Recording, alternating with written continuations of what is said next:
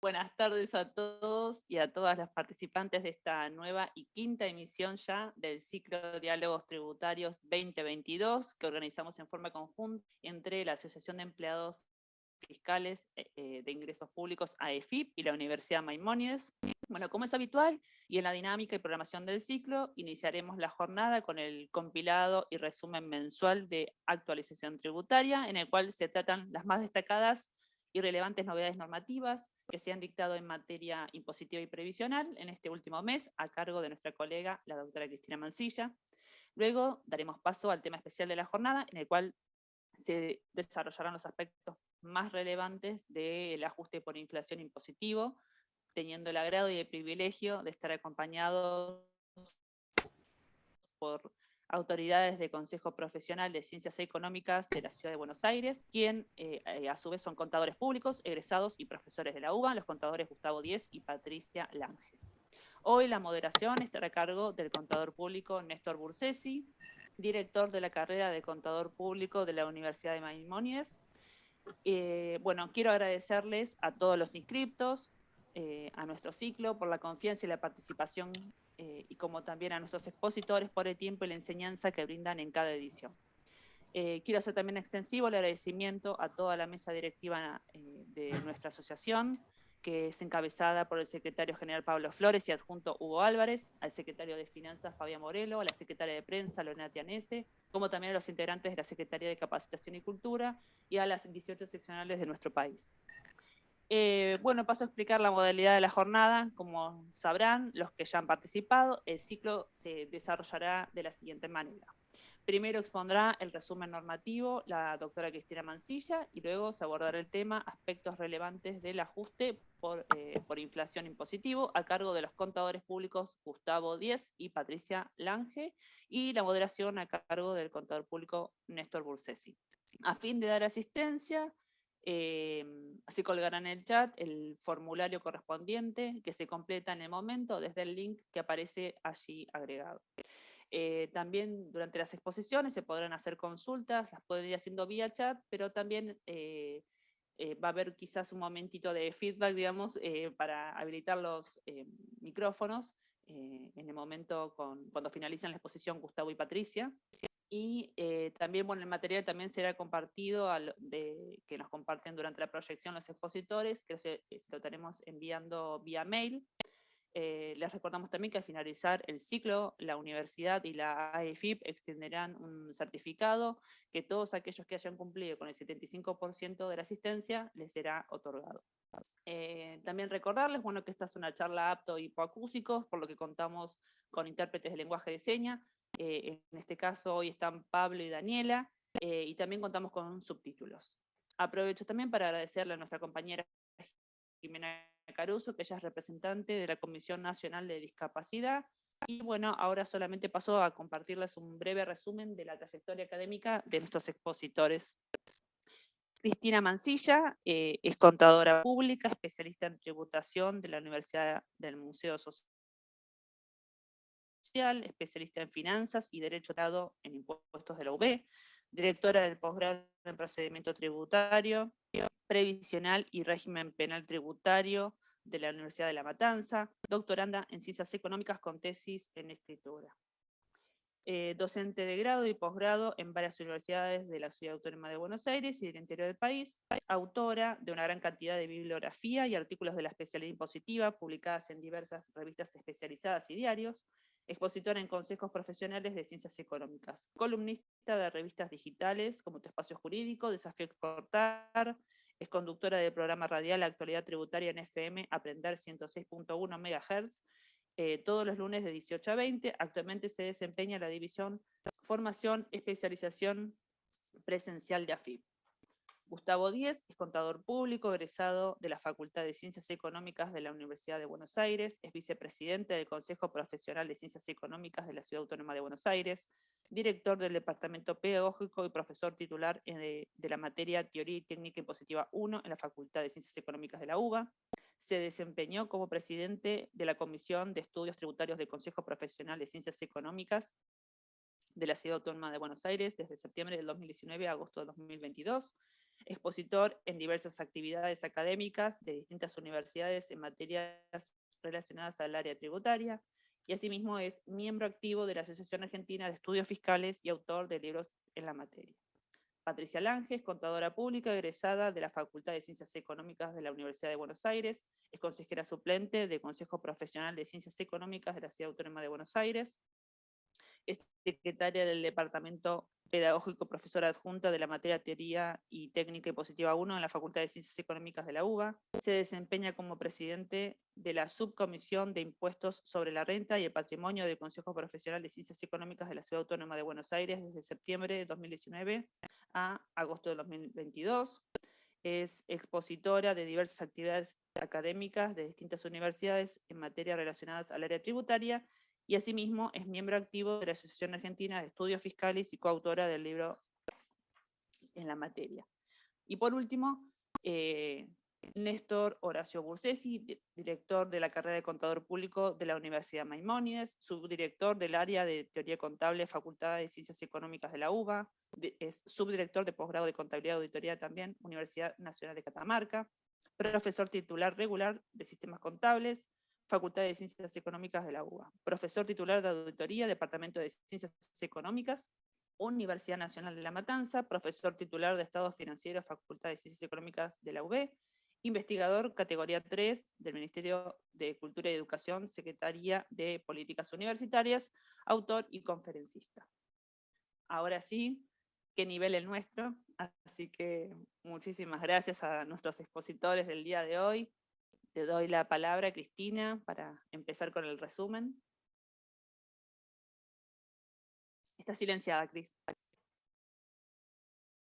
Buenas tardes a todos, muchas gracias por acompañarnos en esta jornada y como siempre paso a compartir un pequeño PowerPoint que he preparado para poder un poco hacer un seguimiento de lo que han sido las principales novedades. Como ustedes saben, lo que solemos hacer es respetar el orden cronológico de las publicaciones. La última presentación la hicimos en la jornada de julio del 2022, por lo tanto, a partir de esa norma reglamentaria es que ahora procedo a seguir con el análisis propuesto y siguiendo las novedades más relevantes, porque sinceramente todos los meses es muchísimo lo que hay para comentar. Tenemos la resolución general 5238 de AFIP, publicada el 25 de julio del 2022. Cada resolución general tiene un antecedente que a veces es conveniente conocerlo para entender cómo luego estas normas pueden impactar en otras resoluciones generales.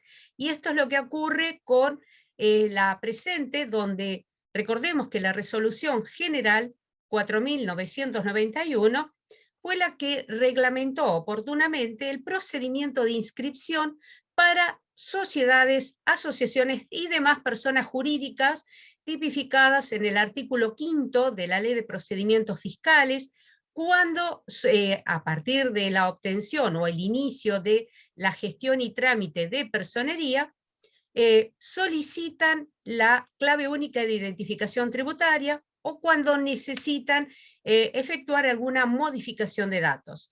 En esta oportunidad, con el objeto de mejorar los servicios a los contribuyentes y además fortalecer el control tributario, se ha celebrado un convenio con la Dirección Provincial de Personas Jurídicas del Ministerio de Justicia y Derechos Humanos de la provincia de Buenos Aires, con el fin de la administración va a verificar los datos fiscales de cada uno de los componentes de estos tipos societarios, no solamente aquellos previstos en el artículo 73, sino aquellas sociedades del artículo 53, inciso B de la Ley de Impuesto a las Ganancias, a efectos de llevar adelante este procedimiento de inscripción. Estas entidades, sociedades, asociaciones civiles, fundaciones, contratos asociativos, fideicomisos, que estén sometidos al registro de personas jurídicas de la provincia de Buenos Aires,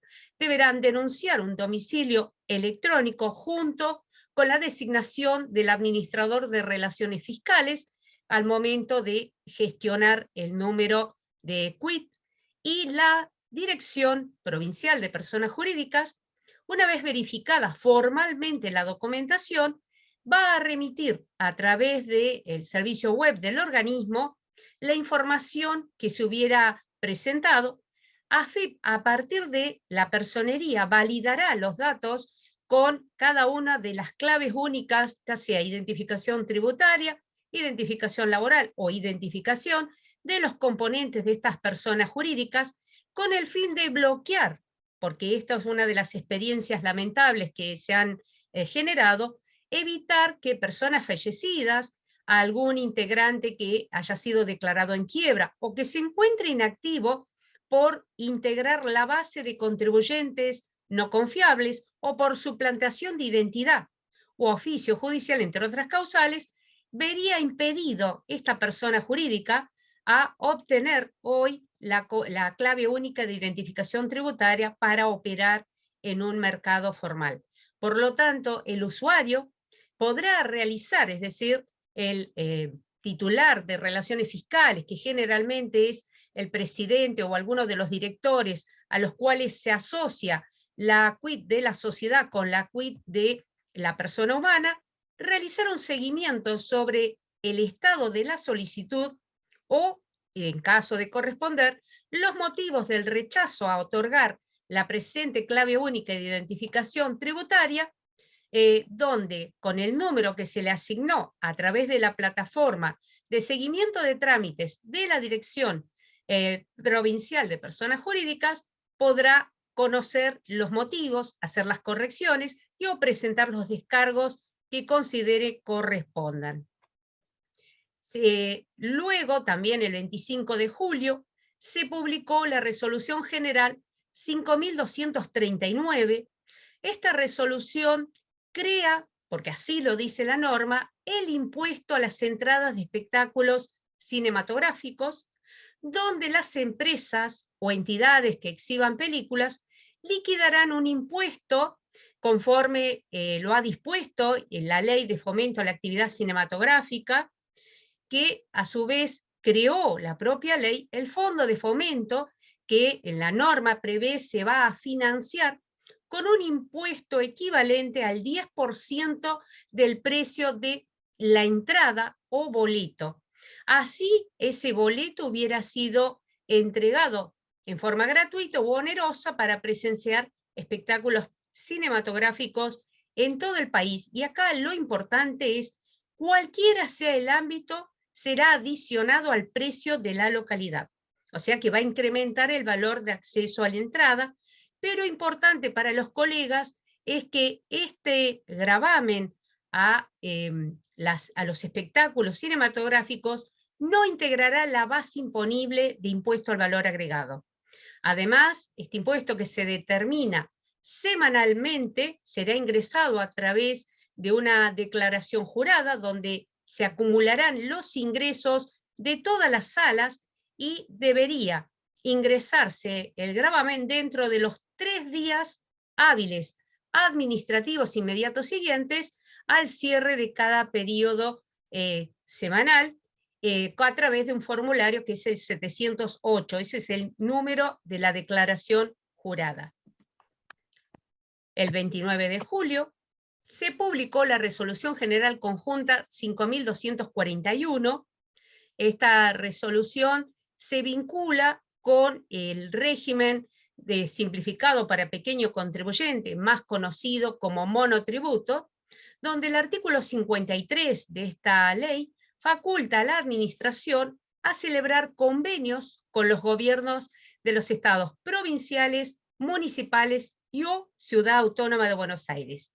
En esta oportunidad se está incorporando a esta unificación dentro del sistema único tributario con el fin de promover la simplificación y unificación de los trámites de inscripción y, si se quiere, fiscalización a todos aquellos responsables ya adheridos al régimen nacional del monotributo que soliciten el alta en el impuesto sobre ingresos brutos provincial, y que si bien ya se han adherido una serie de provincias como Buenos Aires, Ciudad Autónoma, Neuquén, en esta oportunidad se adhiere la provincia de Tierra del Fuego, Antártida e islas de la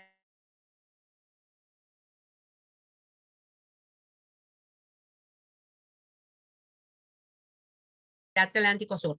Y en su caso, que va a pagar el responsable monotributo de, provincial por ingresos ingresos brutos, sino la contribución municipal y o comunal que incide sobre la actividad comercial, industrial o de servicios. Recordemos que esta adhesión primero se gestiona a través de la página web del organismo en la opción alta de monotributo con clave nivel 2 o superior. El sistema emite la constancia de inscripción y la credencial para el pago con el código único de revista, más conocido como CUR, esa credencial que en esta oportunidad va a tener no solamente el componente impositivo, previsional más obra social, sino que además agrega ingresos brutos bajo la denominación régimen simplificado provincial, la contribución que incide sobre la actividad económica, y en el caso que corresponda con respecto al municipio que se haya adherido, en este caso que hubiera celebrado con la provincia un convenio de colaboración, estarán también las tasas municipales. La agencia lo que va a hacer es comprometerse a informar al organismo cualquier novedad, adecuación o cambio, por ejemplo, el cambio de actividad o el cambio de jurisdicción, que puede repercutir en la condición frente a gravámenes locales y provinciales.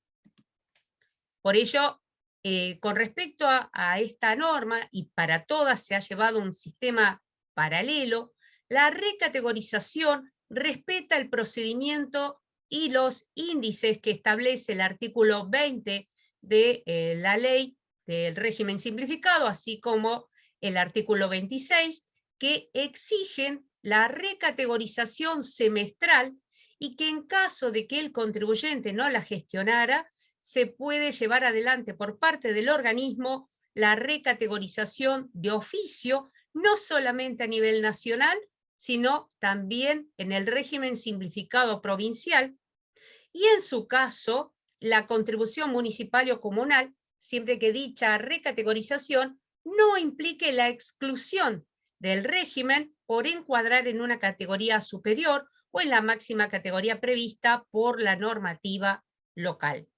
Aquellos responsables que modifiquen domicilio fiscal, lo cual suponga un traslado a una jurisdicción distinta a la provincia de Tierra del Fuego, serán dados de baja de oficio. Otra cuestión que no lo puse en la diapositiva, pero recuerden que un responsable que estuviera incorporado en el convenio multilateral, por más que todas las provincias en las que participe estuvieran adheridas a este convenio AFIP provincia, no puede llevar adelante un régimen simplificado.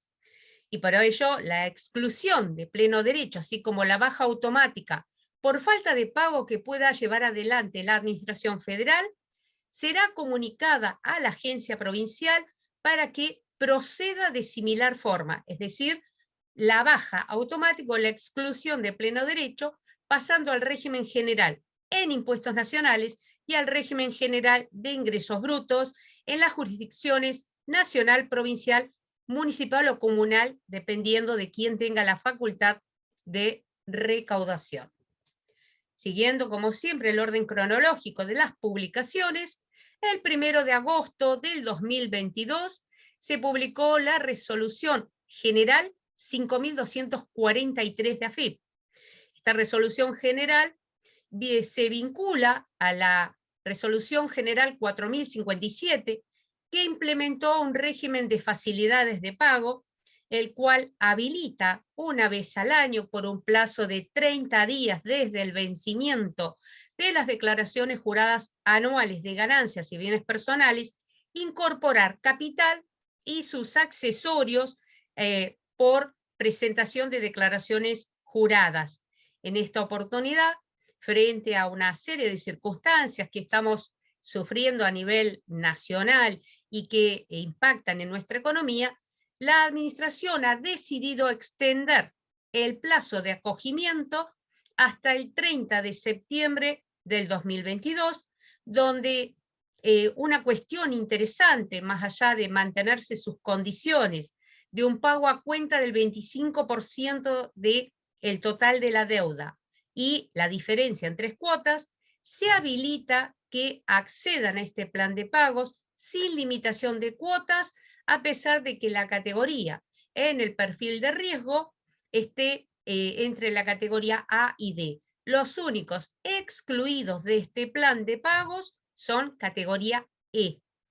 Además, esto, recuerden, dentro de lo que es la Resolución General 5243, se deja sin efecto el tope de las tasas de interés que se aplicaba a micro, pequeña y mediana empresa para los planes de facilidades de pago de la Resolución 4268. El 3 de agosto del 2022 se publicó el decreto 450 del Poder Ejecutivo Nacional, que está directamente vinculado con la creación del Organismo Federal de Evaluaciones de Inmuebles, que venimos esperando desde el año 2018, porque oportunamente la ley 27.429, que aprobó el consenso fiscal, el Estado Nacional habría asumido el compromiso de crear un organismo que cuenta con la participación de las provincias y de la ciudad autónoma para unificar el criterio de evaluación fiscal de inmuebles que permita reflejar la realidad del mercado inmobiliario. Y por ello, en el año 2018, el decreto 938 creó el organismo federal, sumado a que la ley 27.480 modificó la ley de bienes personales en su artículo 22, que literalmente dice que el valor a computar por cada uno de los inmuebles no puede ser inferior al de la base imponible vigente al 31 de diciembre, a efectos, esa base imponible sería la que se toma para determinar impuesto inmobiliario o tributos similares, pero a esto agreguemos que también se modifica en 2018 y se agrega una nota en la norma de bienes personales, ley 23.966, y cuando hace referencia a cómo evalúo un inmueble, se toma la expresión que la evaluación fiscal vigente al 31 de diciembre del 2017 se actualizará teniendo en cuenta el índice de precios consumidor que se compara con la evaluación fiscal. Sobre este particular hemos tenido distintos encuentros donde se han analizado algunos dictámenes del organismo que han definido cómo se evalúan en particular los inmuebles de capital federal.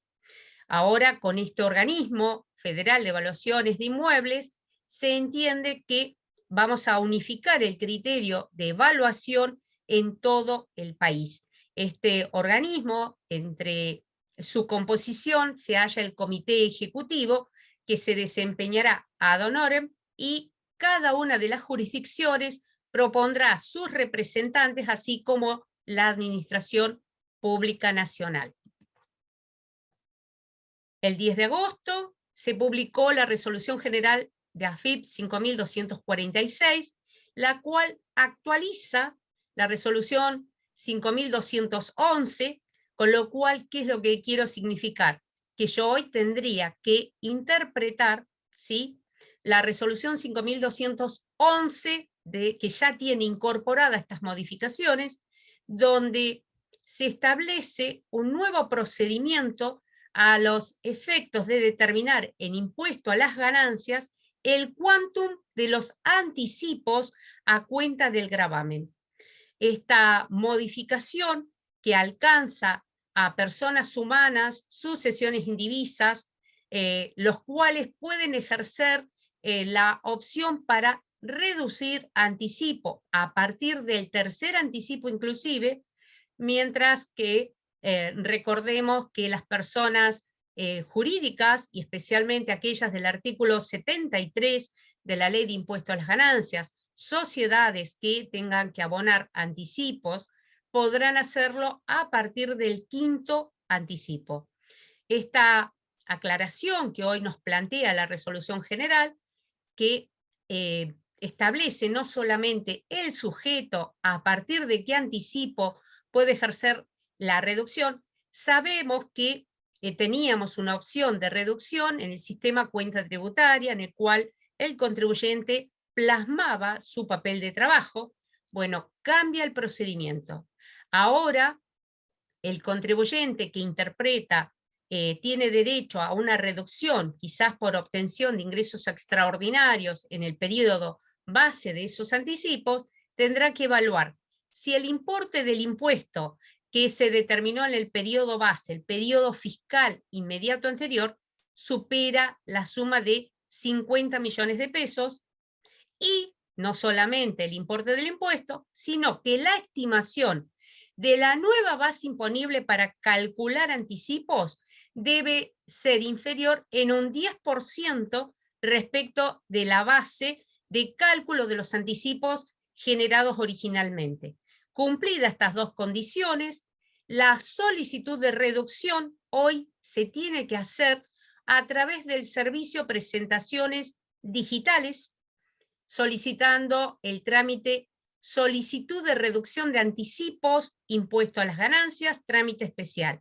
Esto que ustedes ven encomillado es la denominación del trámite que tendrían que seleccionar en Presentaciones Digitales, acompañando su papel de trabajo con la proyección de la nueva base imponible y declarando en carácter de declaración jurada que cumple con las dos condiciones que hemos visto, el quantum y el porcentaje. El organismo hará una evaluación sistémica y esta solicitud tendría que ser interpuesta como mínimo 60 días corridos al vencimiento del último anticipo. La solicitud de reducción será evaluada considerando la información aportada por el contribuyente y la calificación que tenga según sistema registral con CIPER, donde con esos elementos el juez administrativo evaluará si corresponde la solicitud respectiva. Por supuesto que la aprobación o denegatoria a la opción de reducción será comunicada al domicilio fiscal electrónico. Además, si fuera favorable, automáticamente van a ver impactada la reducción de los anticipos en el sistema cuenta tributaria. La Resolución General 5248, publicada en Boletín el 18 de agosto del 2022, está vinculada a un tema que creemos va a ser controversial porque se implementa un nuevo pago a cuenta de la declaración jurada de impuesto a las ganancias. De acuerdo a los considerandos de esta resolución, la implementación de este pago a cuenta está directamente vinculada con el conflicto bélico en Europa y un incremento general, y si se quiere extraordinario, que se ha dado en lo que se refiere a los precios internacionales de commodities, especialmente alimentos y energía. Esto impacta directamente en nuestro país, tipificado como un exportador de bienes, especialmente granos, carnes, cereales, etcétera, que han tenido un aumento extraordinario en los precios internacionales, lo que logró una mejora en los ingresos de un sector, ¿sí?, muy particular.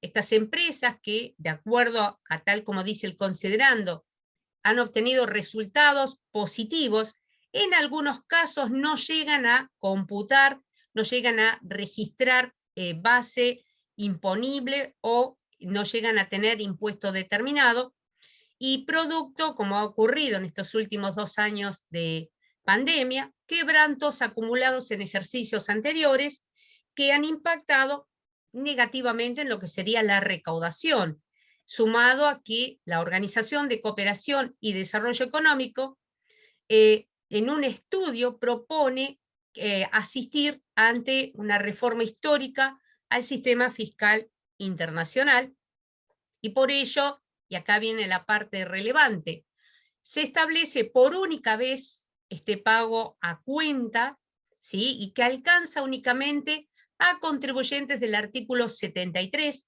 Por supuesto que dentro de ese artículo no solamente están las sociedades comerciales, sino entidades exentas como cooperativas, asociaciones, fundaciones, y por ello plantea que aquella entidad, aquella persona jurídica que tenga un certificado de exención vigente está excluido de este pago a cuenta. ¿Y qué parámetros tendrá que evaluar el contribuyente? Primero, si el impuesto determinado, ya sea del periodo 2021 o ya sea del periodo 2022, y este periodo va a depender del cierre de ejercicio, que cuando el impuesto determinado supere los 100 millones de pesos, o en el caso de que no hubiera tenido impuesto determinado porque tuvo quebrantos, el resultado impositivo, ya sea del periodo 2021 o 2022, al cual le van a netear, le van a sumar el cómputo de los quebrantos impositivos, sea igual o superior a 300 millones de pesos, bueno, pagará a una tasa del 25% o 15%. Cuando me refería a los parámetros, cuando se va a tomar base 2021 para computar de la declaración jurada 2022, cuando el cierre del ejercicio de esa persona de tercera categoría del artículo 73 hubiera obtenido una renta, tenido un cierre de ejercicio entre agosto y diciembre del 2021, pero si tiene un cierre entre los meses de enero y julio 2022, se tomará el cierre 2022 y para hacer pago a cuenta en 2023. ¿Qué pasa para estas personas? ¿Cómo aplico el impuesto? Si para una persona del artículo 73, y ahí también entrarían establecimientos permanentes, recordemos que el monto del impuesto determinado se calculará cuando hubiera obtenido un resultado superior a 0,25%. Ahora, si estamos hablando de un contribuyente que no llegó a tener un resultado directamente porque computó los quebrantos y esto no le dio base imponible, le dio una base imponible negativa o menor, tributará la tasa del 15%. Los vencimientos, ¿cómo se va a pagar? No es por única vez, pero se divide en 3 cuotas. Aquí simplemente dejarles plasmados los vencimientos de las 3 cuotas, dependiendo del cierre de ejercicio que determina la base. Y con respecto a este pago a cuenta, primero no olviden que la resolución prohíbe la compensación con saldos a favor. Todo contribuyente alcanzado por la presente resolución no podrá considerar pago a cuenta en la estimación que se practique al momento de solicitar una reducción de anticipo que acabamos de analizar. Por ello, tomé un ejemplo que me pareció muy gráfico y que puede aclarar un poco cómo se calcula este pago a cuenta, para lo cual, basándome en una fuente del doctor Luis Omar Fernández, que publicó recientemente en Doctrina de la Ley, hizo todo un desarrollo criticando esta resolución, plasma un caso práctico que me pareció muy gráfico y por eso se los traigo, donde ustedes están viendo en este momento en la diapositiva cómo se calcula el anticipo, tomando el impuesto, neteo las retenciones, pagos a cuenta, o sea, tomo la base imponible del periodo inmediato anterior y determino así el saldo para calcular anticipos. ¿Qué pasa hoy con este pago a cuenta? Fíjense, tomo el impuesto determinado, pero la resolución me limita a algunas deducciones que debo considerar, como las que yo consideré, por ejemplo, impuesto a los débitos y créditos, en pago a cuenta no lo puedo tomar, ¿sí? En cuyo caso me cambia la base imponible, sobre esta base imponible calculo el 25%. Supongamos que no hubiera tenido impuesto, tomo la base imponible, sumo los quebrantos, ¿sí? Y sobre esa base imponible que me dé positiva, calcularía el 15%. Por último, la Resolución General 5249, publicada en Boletín el 19 de agosto de 2022, es una norma vinculada con la Ley de Contratos de Trabajo, donde establece en su artículo 52 la obligación de llevar un libro especial, más conocido como libro sueldos, que debe ser rubricado para ser oponible a terceros, donde se consignan los datos de la relación laboral por cada trabajador, sumado a que el artículo 80 de esta misma ley de contratos de trabajo obliga al empleador a entregar al trabajador ante la extinción del vínculo, ya sea cualquiera la causa, un certificado por prestación de servicios, donde se enuncian los sueldos percibidos, aportes y contribuciones, certificado que luego se requiere al momento de solicitar beneficios previsionales.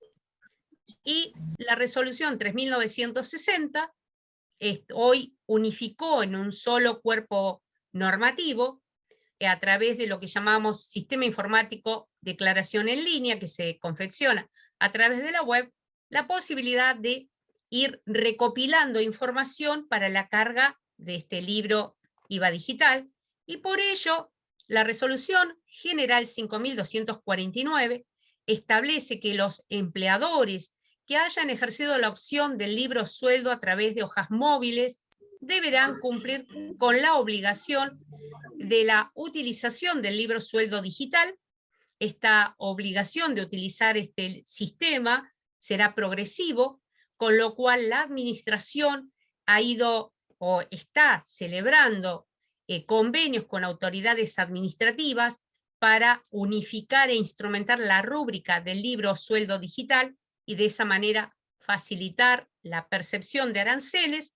Y pues, por otro lado, el empleador deberá, ya no es una opción, debe generar y emitir el certificado de trabajo del artículo 80 exclusivamente a través de este sistema informático.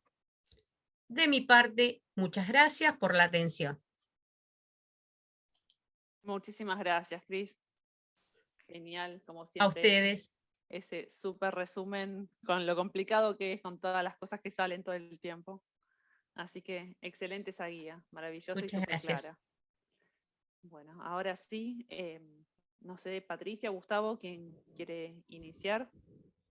Sí, voy a compartir yo la presentación, Gustavo.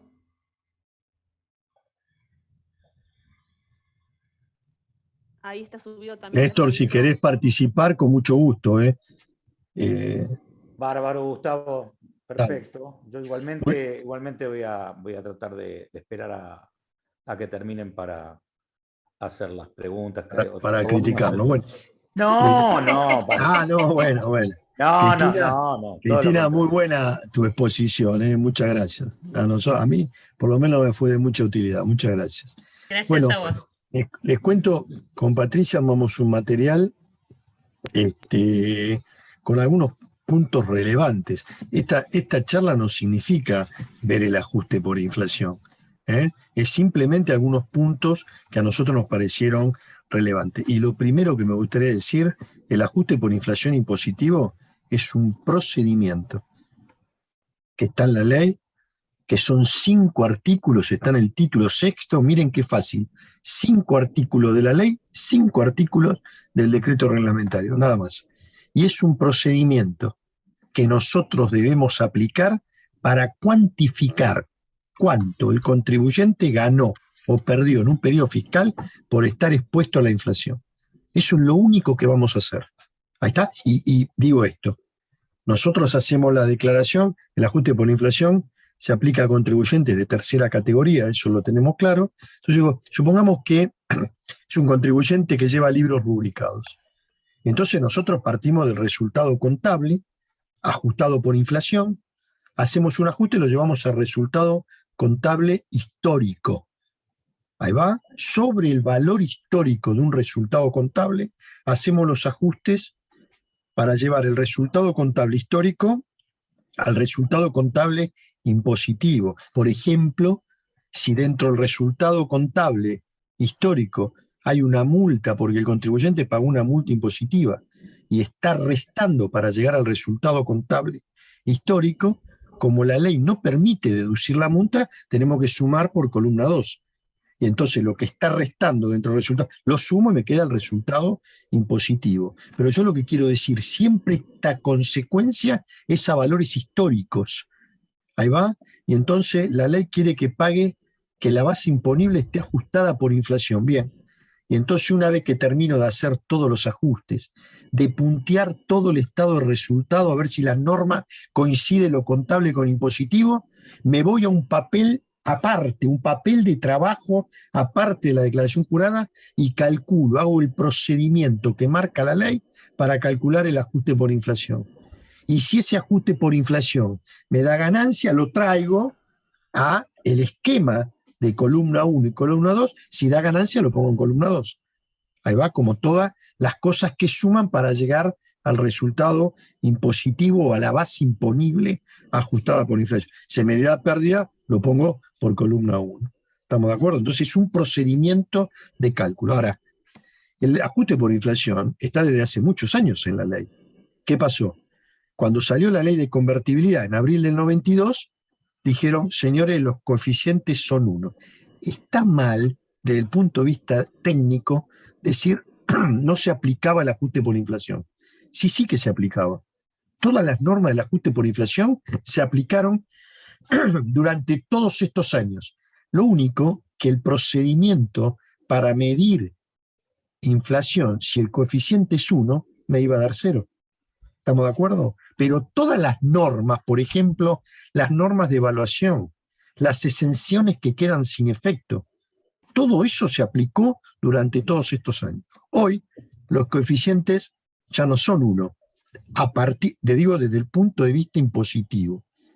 A partir de ejercicios iniciados, desde el 1 de enero, iniciados a partir del 1 de enero del 2018 en adelante, vuelve a haber inflación desde el punto de vista impositivo. Ya se usan coeficientes de IPC para medir la ganancia o pérdida que hubo por estar expuesto a la inflación. Ahí vamos. Entonces, ¿qué quiso hacer el legislador? Dijo, mirá, vos los 3 primeros ejercicios desde la vigencia, vos tenés que, vas a tener que practicar el ajuste por inflación, tenés que hacer un cálculo. Bueno, te ubicás a fecha de cierre de ejercicio que estás analizando, estoy hablando del primer ejercicio, y mirá si en ese periodo fiscal la inflación superó el 55%.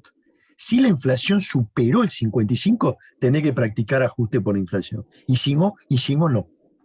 Bueno, entonces ya descarto que todos entendemos que hubo muchos que iniciaron ejercicio a partir del 1 de enero de 2018, que cuando midieron la inflación no daba 55, no lo tuvieron que aplicar para el primer ejercicio. Y dijo esto, como esto es un periodo de transición, cuando vayas al segundo ejercicio, iniciado a partir del 1 de enero de 2018, te parás al cierre, mirás para atrás y si la inflación de ese periodo fue 30% o más de 30%, tenés que aplicar en ese segundo ejercicio ajuste por inflación.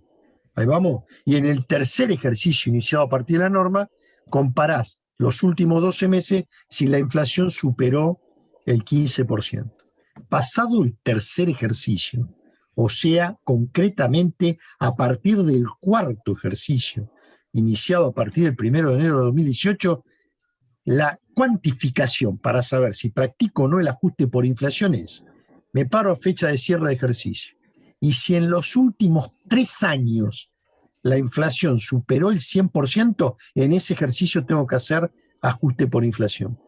Con esto quiero decir, todos los años me voy a tener que tomar el trabajo para analizar si corresponde o no el periodo que estoy liquidando, practicar ajuste por inflación. Por los índices que estamos manejando hoy en nuestro país, lo vamos a practicar. Estoy seguro que la inflación va a ir bajando y en algún momento vamos a tener que analizar si practicamos o no. Quiero decir, puede ser que vengamos practicando ajuste, y en un año no nos corresponda practicar ajuste por inflación. Ahí vamos. Estas son las normas para determinar si me corresponde o no. Ahora, otra cosa, miren, ahí está.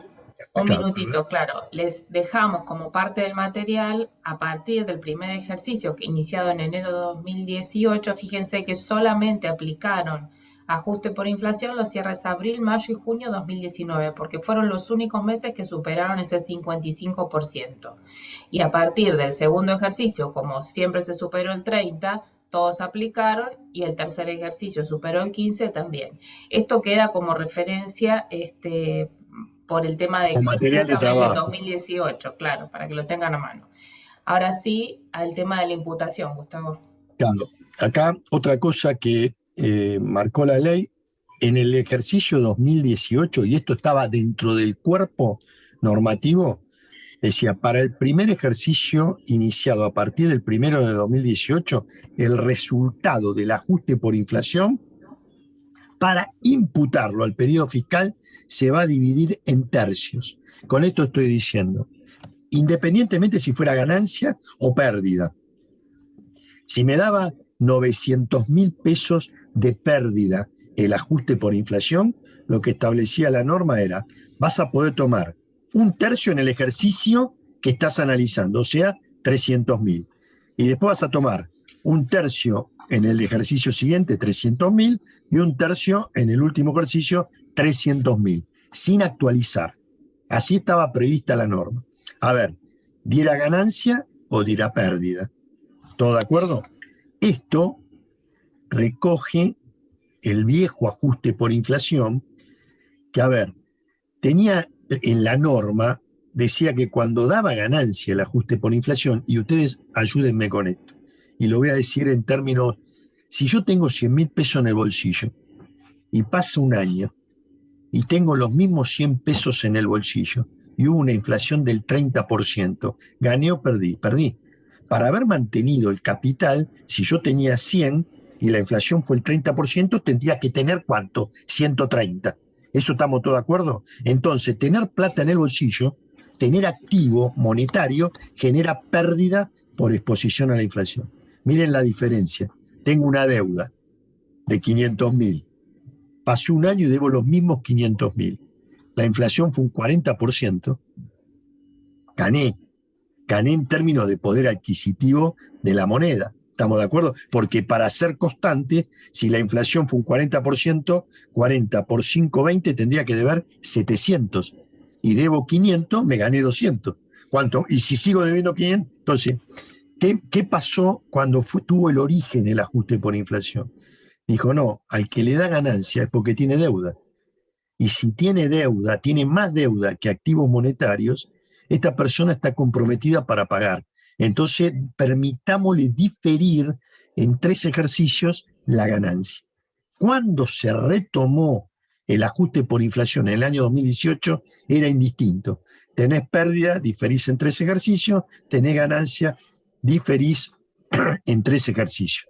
Y ahora digo, la necesidad de recaudar, y como el ajuste por inflación no se practicaba, y al practicarse mucha gente le dio pérdida, ¿qué hizo el legislador? Lo difirió a partir del segundo ejercicio, difirió el ajuste por inflación en lugar de tercios, en sextos. Esto fue terrible. Vamos otra vez. El primer ejercicio dividí en tercios. Ahora, vieron que dije 300, 300 y 300. En el segundo ejercicio, a esta persona le di una pérdida de 1.200.000. Y entonces de 1.200.000, solo en ese ejercicio pudo computar ¿cuántos? Solo 200. Y pudo computar los 300, ¿estamos de acuerdo? Que pudo diferir del ejercicio anterior. Y el resto lo va a tener que ir computando de a 200. Esto tenía vigencia, el sexto, para el primer ejercicio cerrado, a partir de los iniciados del 2019, y los iniciados en el 2020. ¿Estamos de acuerdo? ¿Qué pasó? Lo pusieron por 2 ejercicios. Cuando lo quisieron prorrogar, lo trataron de poner, como no se lo aprobaron en el Congreso, se trató de poner a través de la ley de presupuesto. La ley de presupuesto no la aprobaron, y entonces, ¿cómo terminó esto? El primer ejercicio 2010, iniciado a partir del 1 de 2018, puedo tomar 1/3. El segundo y el tercer ejercicio tengo que tomar en sextos. Y a partir del 4.º ejercicio, el 100% del resultado del ajuste por inflación, sea ganancia o pérdida, se computa en el ejercicio de cálculo. Todas las empresas que cerraron al 31 de diciembre del 2021, en ese ejercicio ya tomaron el 100% del ajuste por inflación. ¿Por qué digo esto? Porque el primer ejercicio fue el 1 de enero de 2018 al 31 de diciembre del 2018, 1/3. Segundo ejercicio al 31 de diciembre de 2019, 1/6. Segundo ejercicio al tercer ejercicio, al 31 de diciembre de 2020, 1/3. 2021 ya es 4.º ejercicio. Ahí ya toma ¿cuánto? 100%. Ahí va. Y acá, Gustavo, lo llevamos en un eje, tanto en primer lugar el tema de cuándo aplicó una empresa con cierre de ejercicio 31 de diciembre el ajuste por inflación. Fíjense que como no le correspondió practicar el ajuste por inflación en el periodo 2018, sí en el 19-20, por los topes, digamos, de la inflación que teníamos que analizar, el cómputo de los tercios, un cierre de diciembre no le corresponde porque no hubo ajuste por inflación. Ahora, para el ejercicio iniciado el 1 de enero del 2019, de esos 600.000 que en este ejemplo ponemos como resultado del ajuste por inflación, solamente va a ir computando 1/6. En el 2020, ¿qué tiene? El resultado del ajuste por inflación del 2020, que también es 1/6, más el segundo sexto del ajuste por inflación del 2019. Y cuando cerró el 2021, que es el tercer ejercicio iniciado a partir del 1 de enero de 2019, que ya no tiene tope en la imputación, tomó el 100% del ajuste por inflación del 2021 más el segundo sexto del 2020 más el tercer sexto del 2019. Así queda, como en el papel de trabajo tenemos tres montos de ajuste por inflación para computar.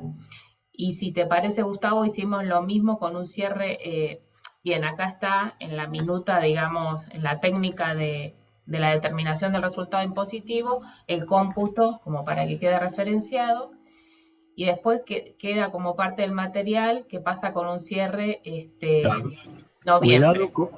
Cuidado con los cierres que son distintos a diciembre.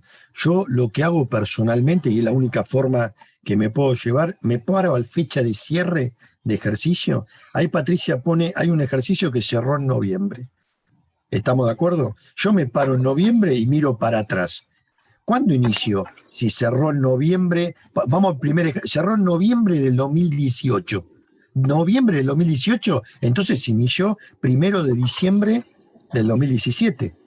Ese ejercicio no corresponde. ¿Por qué? Porque la ley dice primer ejercicio iniciado a partir del 1 de enero del 2018. Por lo tanto, el primer ejercicio iniciado a partir del 1 de enero del 2018, para este caso particular, es el 30 del 11 del 2019. ¿Estamos de acuerdo? Y ahí comparo con 55.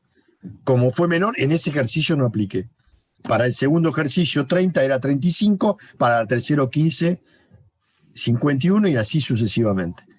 Se lo dejamos. Ahora como... el cierre de noviembre de 2022 imputa el 100%, tiene que medir contra 100%, lo supera, y acá, en cuanto a la imputación de los sextos... Sí, lo dejamos planteado esto porque es lo mismo que antes, pero con un cierre distinto. ¿Les parece bien? Exacto. Para tener como material de, si lo quieren ver después, tranquilos. Bien, porque quiero ir al lío yo. Claro, los bien. sujetos un poco ya lo anticipaste. Son los del 53 de la al E, están nombrados en la norma, pero yo me quiero meter adentro, esto es nada más que para ver acá. Este es el procedimiento. Ahora entramos. El procedimiento del ajuste por inflación, para los que tienen formación contable, parece una cosa de locos. ¿Está? No obstante esto, yo entiendo que la persona que la hizo es un fenómeno. Porque cuando yo soy mucho más grande que todos los que están acá, pero cuando estudiaba, yo me agarró la hiperinflación en el país cuando estudiaba. Y entonces veíamos historia con ajuste por inflación, geografía con ajuste por inflación, BPP con ajuste por inflación, previsiones, era todo ajuste por inflación. Ahí va, y nosotros, cuando llegamos a la parte impositiva, era como que nos sorprendía cómo calculaban la ganancia o pérdida por exposición a la inflación. Entonces jugaba o practicábamos en una empresa hacer el ajuste por inflación impositivo y hacer el ajuste por inflación contable. Y juro que nos daba muy parecido.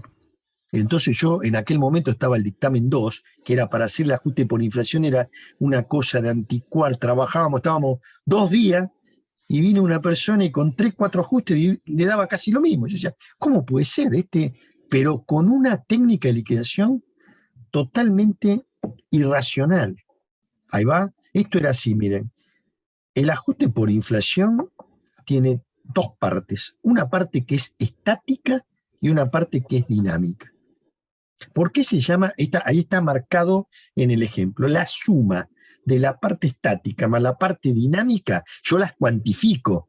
Y la suma algebraica de la parte estática más la dinámica me da el ajuste por inflación final, que es lo que voy a llevar a la liquidación del impuesto. Pero miren el supuesto, lo que pensaba el legislador con la parte estática. La parte estática, ¿qué? El balance al inicio del periodo fiscal que estoy liquidando. O sea que si este ejercicio es 2021, si nosotros vamos a liquidar o vamos a calcular el ajuste por inflación del periodo fiscal 2021 para saber cuánto gané o perdí en ese periodo fiscal, tengo que remontarme al balance al 31 de diciembre del 2020. Y ahí saben qué tengo que hacer. Todos antes me dijeron, Gustavo, si vos tenés 1 millón, y la inflación fue el 30 y seguís teniendo 1 millón, ¿perdiste 300.000 pesos? Sí. Bueno, esto es lo que vamos a hacer. El legislador, ¿saben qué dice? Parate al inicio. Fíjate cuánto tenés en capital monetario. ¿Por qué? Porque me dice, salí del activo, toma el activo, restale los bienes de uso. Y esto es lo mismo que diga, Gustavo, ¿qué tenés vos? Una camisa, un pantalón, un cinturón y los 100.000 en el bolsillo. ¿Saben qué dice?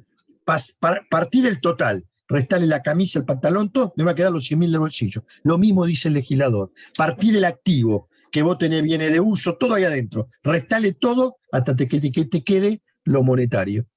Bien. Y el pasivo agarrará el pasivo monetario. Y te queda una capital expuesto al inicio del ejercicio. ¿Cuánto es eso? Puede ser positivo o negativo.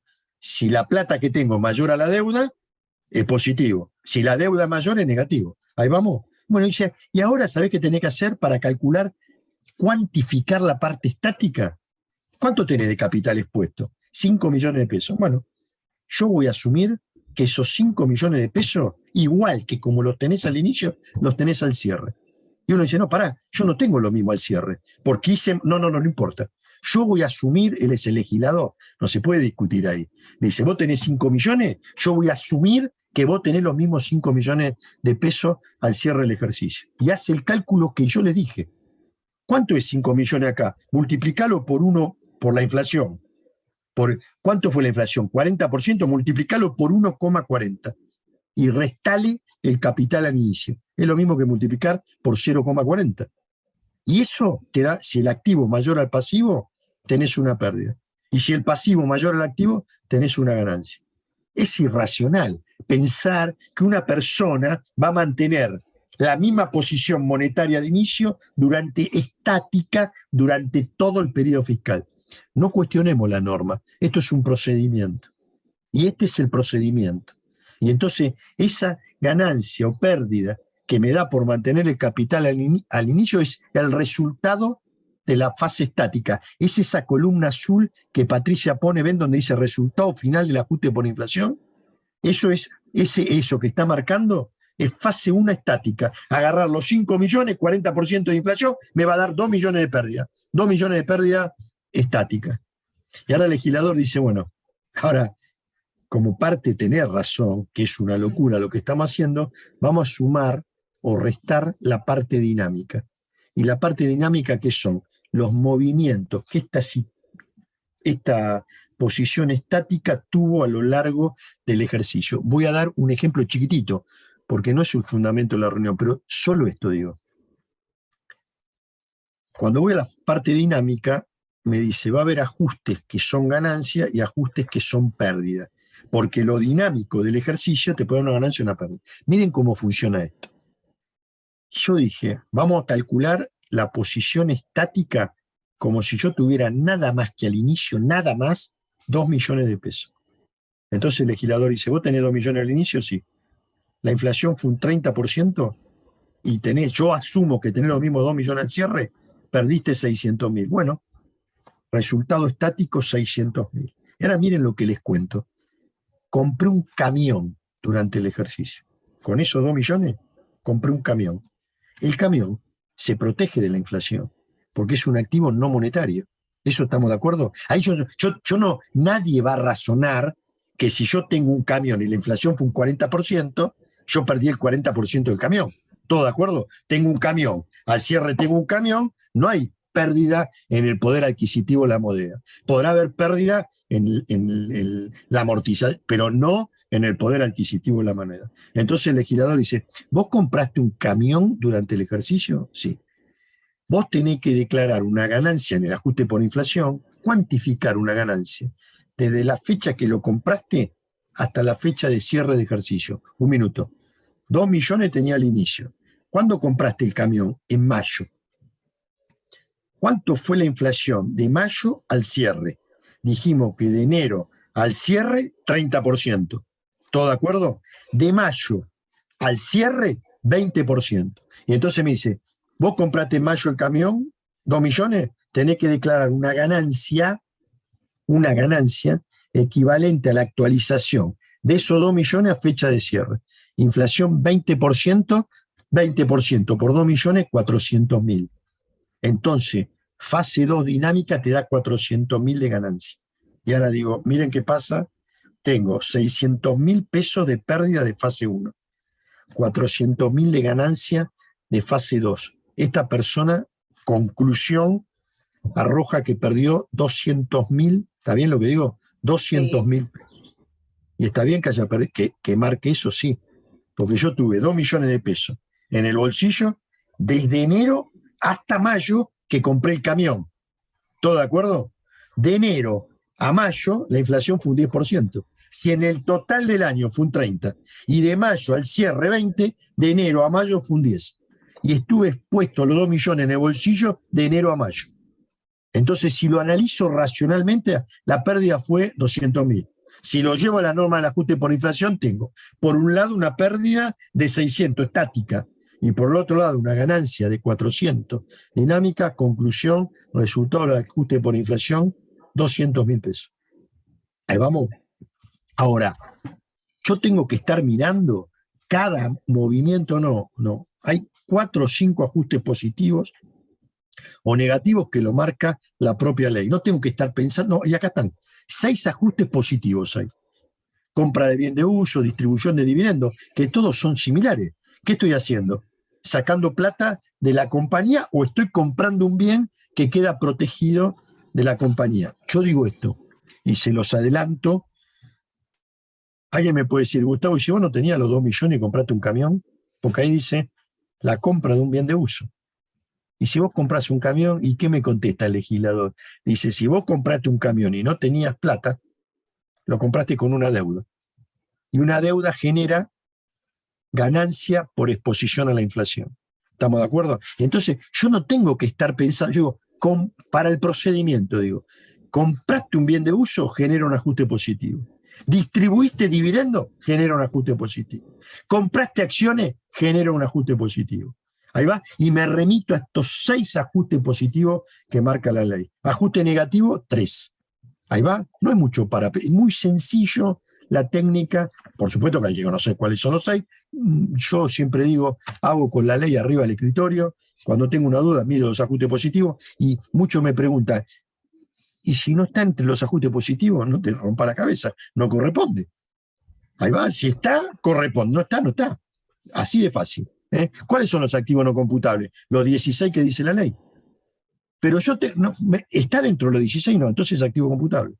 Así, hay que remitirse a lo que dice literalmente la ley. No la compliquemos mucho, porque la ley, insisto, es un procedimiento. Ahora, con Patricia estuvimos analizando y esto genera mucho problema en la práctica. Y esto es lo que nosotros quisimos traerle. Miren el primer ajuste positivo. Los retiros de cualquier origen o naturaleza, incluidos los imputables a las cuentas particulares. Un minutito, y hago un paréntesis. Estos son contribuyentes de tercera categoría. ¿Estamos de acuerdo? Entonces, cuando la ley dice titulares, dueño, hay empresas unipersonales acá, como sujetos del impuesto. Cuando dice titular, es el titular de una empresa unipersonal. Cuando dice dueño, es el dueño de una empresa unipersonal. Pero también dice socios. ¿Y a qué se refiere socios? A los socios de una sociedad. Por esto, y acá hay una instrucción 236, y quiero aclarar esto. Cuando dice socios, se refiere a todos los que participan en una sociedad, excepto accionistas. Porque la instrucción dice que cuando quiere decir socios de una sociedad por acciones, la ley los llama accionistas. Y entonces ahí donde dice socios, yo tendría que decir es un socio de una SRL, no es accionista. El socio de una sociedad colectiva, el socio de una sociedad en comandita por acción en cuanto al capital comanditado, porque el comanditario son accionistas. ¿Estamos? Entonces, es importante esto. Y digo así, nosotros, Patri, en algún lado tenemos abierto este artículo. Acá, lo tenemos abierto acá. Por un lado, la parte activo no computable. Yo veo unas rayas verdes, ¿ustedes las ven? No sé dónde salieron, porque no son de la presentación. ¿No se ven? Ahora las elimino entonces, Patricia. Sí, salgo del Zoom. Ah, ok, genial. No, porque yo decía... Digo, genial. A ver, ayúdenme con esto. Fíjense la parte de abajo, yo digo, un retiro de dueño titular o socio. O una disposición de fondos a favor de un tercero. Eso genera un ajuste positivo en el ajuste por inflación. Ahí vamos. Y les aclaro esto. Como dice la norma, que en ningún caso, fíjense abajo, generan siempre que no devengan intereses o actualizaciones o que estén relacionados con operaciones similares a las que pudieran pactarse entre partes independientes o en operaciones similares a la del mercado. Ahí va. Voy a traer esto a un ejemplo concreto y me van a entender por qué digo esto. Patri, pasame. Yo quiero hablar esto. Pasamos a la disposición de fondos. Sí. Así después mezclo todo. Claro. Digo, hay un artículo en la ley de ganancias, el 76 concretamente, que dice, cuando un sujeto del artículo 73 se diera un bien, un fondo a un tercero, sin que eso sea generador de beneficio grabado a favor de la sociedad, configura una disposición de fondos y devenga una ganancia que se calcula en forma presunta y no admite prueba en contrario. Me voy un minuto del ajuste por inflación. Entro en el capítulo de disposición de bienes o fondos a favor de terceros. Ahí vamos. Entonces estoy diciendo esto. Una sociedad del artículo 73 presta dinero o fondos a un tercero, sin que eso sea generador de un beneficio grabado a favor de la sociedad. Si yo le presto plata y me paga interés, no es disposición de fondos. Si yo le presto un bien y me paga un alquiler, estoy fuera del concepto de disposición de fondos. Ahí vamos. Entonces digo, si yo le presto plata o bienes a un tercero, sin que sea una generación de ganancia grabada a favor de la sociedad, devenga un interés presunto. ¿Estamos todos de acuerdo? Hay una excepción a esto, que dice el decreto reglamentario, no se configura disposición de fondos en la medida que los retiros que hagan los directores o los socios administradores, en la medida que esos retiros hayan sido aprobados por la asamblea o el acta de socios que trata el ejercicio que estamos analizando. ¿Puedo ir otra vez con esto? Digo, ¿qué pasa cuando un director se lleva plata a una sociedad? No paga intereses. ¿Todo de acuerdo? Sin embargo, el legislador lo considera una consecuencia del giro normal de la empresa. Con esto digo, un director se lleva 200.000 pesos todos los meses. Eso se imputa a la cuenta particular del director, a una cuenta de crédito, 200.000.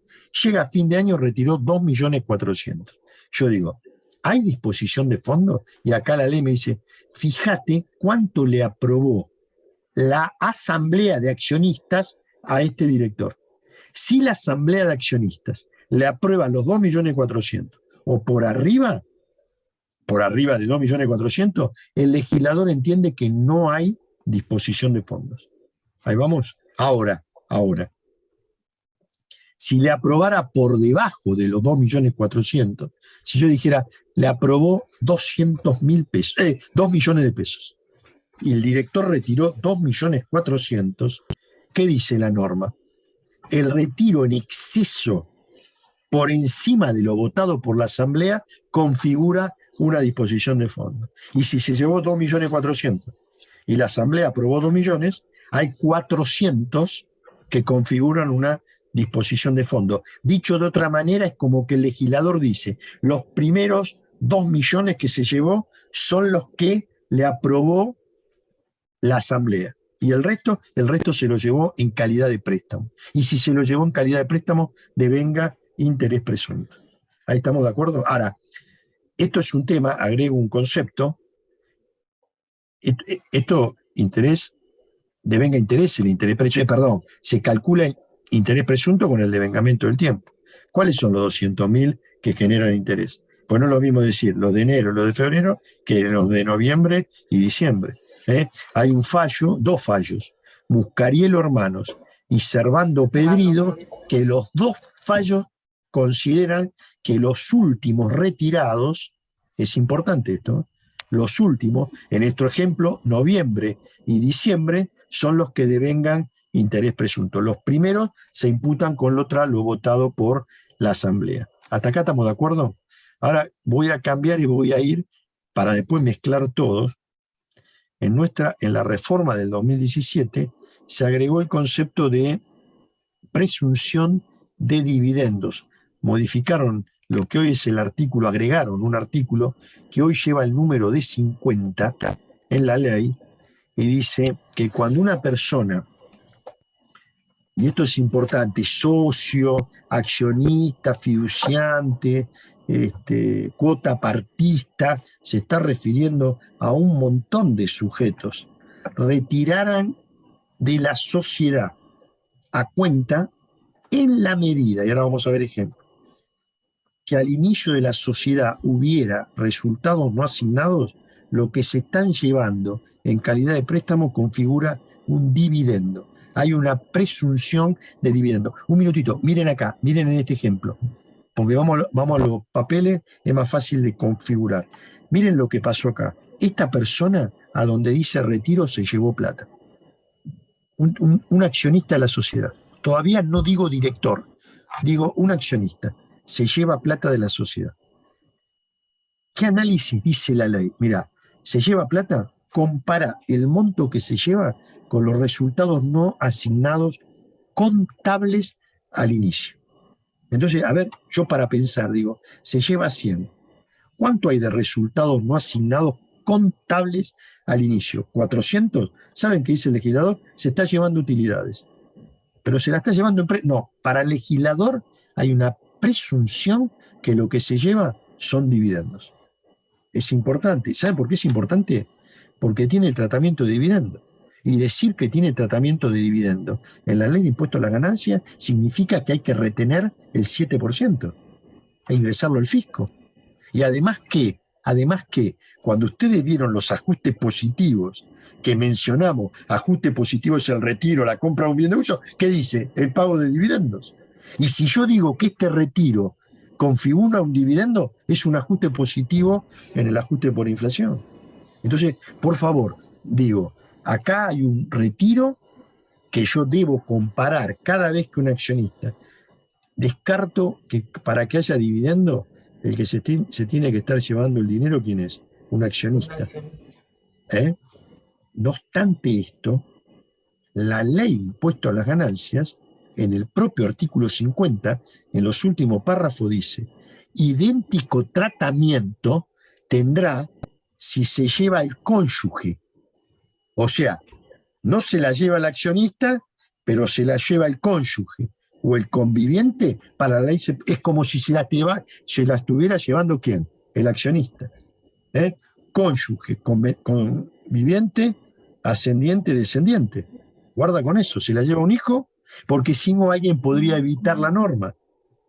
Dice, no me la llevo yo, se la lleva mi señora. No. Se la lleva tu señora, también es presunción de dividendos. Entonces, me parece importante esto, porque yo digo, si acá lo encuadro en dividendo, es un ajuste positivo en la parte dinámica del ajuste por inflación. Pero no obstante esto, Cristina, si esto no interesa, decime, pero yo necesito dar esto para después mezclarlo con el ajuste por inflación.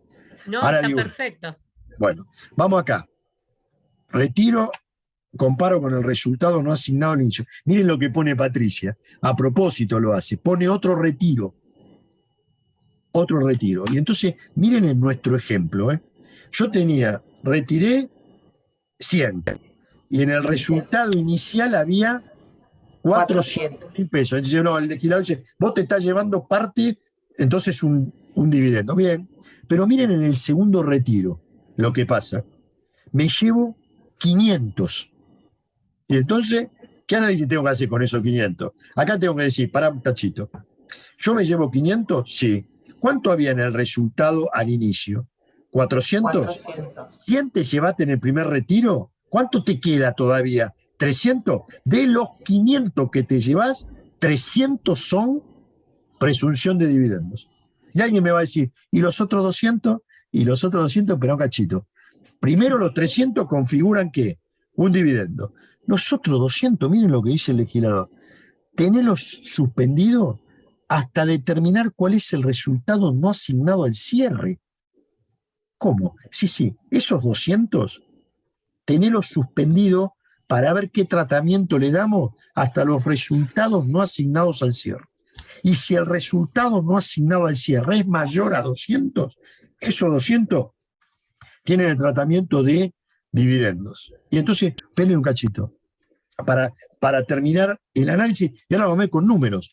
Digo esto, cuando retiré los 500, en ese momento confirmo que hay 300 que son ¿qué? Dividendos, porque los comparé con el resultado no asignado al inicio. Tengo que ingresar el 7. Pero ¿cómo? Sí son dividendos. Y además es un ajuste positivo en el ajuste por inflación. Y los otros 200 tenés que esperar el cierre.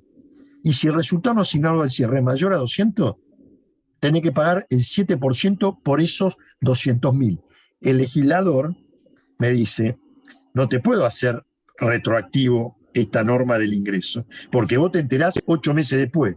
Bien, te doy plazo hasta el vencimiento de la declaración jurada del contribuyente, de la persona humana, para ingresar ese 7%. Es un impuesto cedular. Por lo tanto, yo si todos me siguieron el análisis, por lo primero retiro ingreso el 7. En el segundo retiro, hasta 300 ingreso el 7. Y los otros 200 tengo hasta el vencimiento de la declaración jurada del accionista de este periodo fiscal para ingresar esos 7% de esos 200.000. No sé si, pero ahora vamos a los números, Patri. Porque ahora con ejemplos, nos quedaría la instancia de que habiendo superado los resultados no asignados al inicio del cierre hay otro retiro, y ahora lo vemos con números. Dale. ¿Qué pasa si una persona, en el ejemplo que estamos diciendo, supónganse que retiró lo del inicio, lo del cierre, y vuelve a retirar, y ya se retiró lo que está al inicio y lo que está al cierre? ¿Saben qué dice el legislador? Eso que retirás en exceso al resultado no asignado al inicio y al cierre, configuran una disposición de fondos y tenés que calcular interés presunto. Se complica, pero ahora vamos... Vamos a un ejemplo con números. Esto lo tenemos como los pasos. Vamos a suponer, Gustavo, vamos a los números, que esto es lo que le interesa a todo, Patrick. Vamos a un accionista.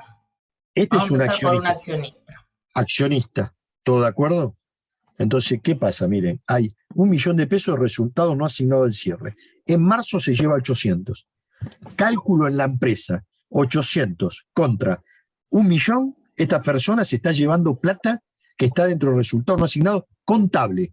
Esos 800 para el legislador presupone una disposición de fondos.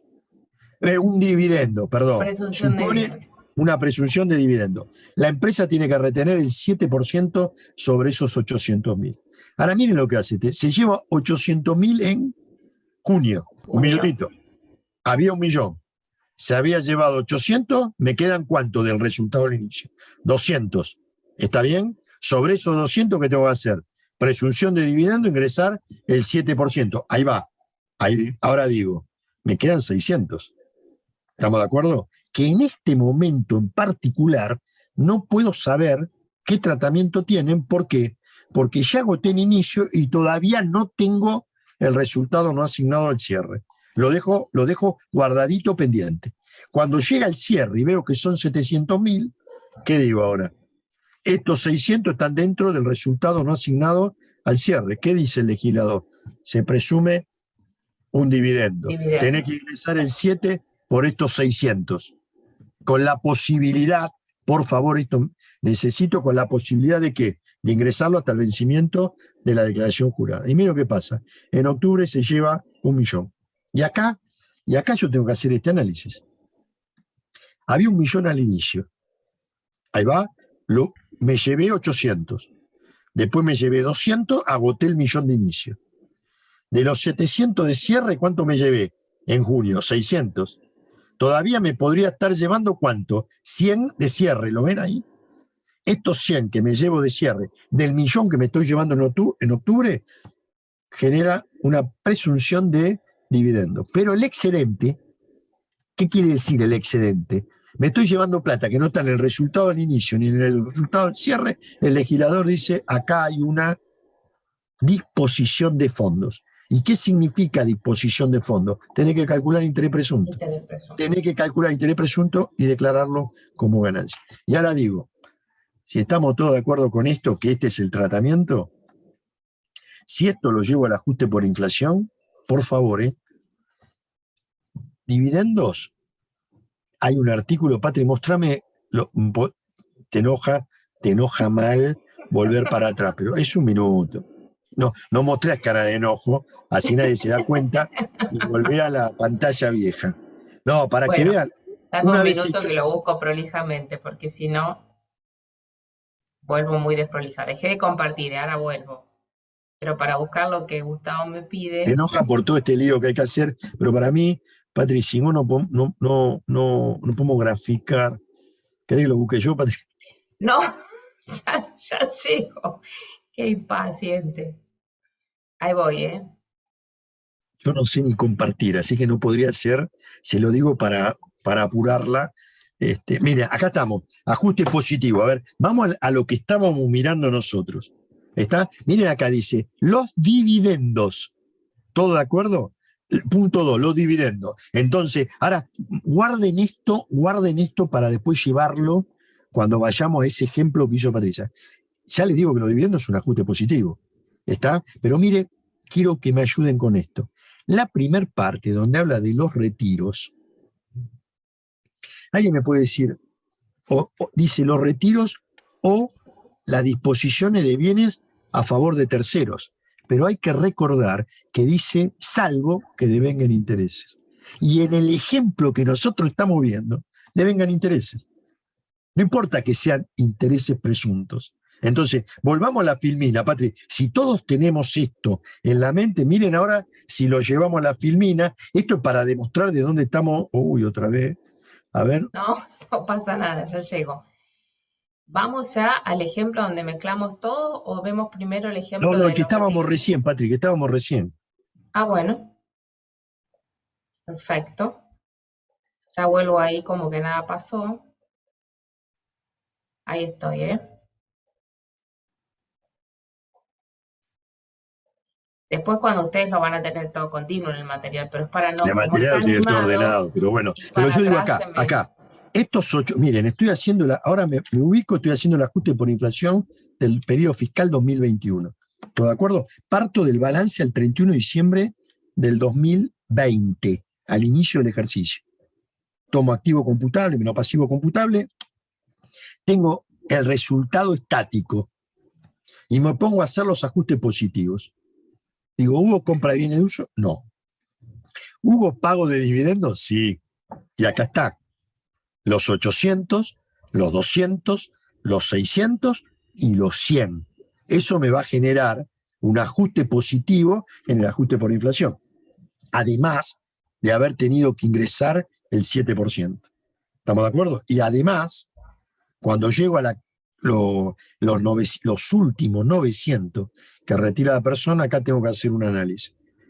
Esto es una disposición de fondos.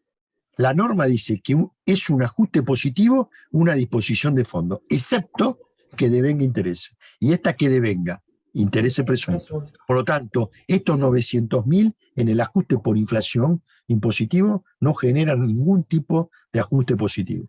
Está justamente porque es lo que está fuera o exceptuado en la norma. Ahí vamos. Bien, vamos a otro ejemplo, Patri.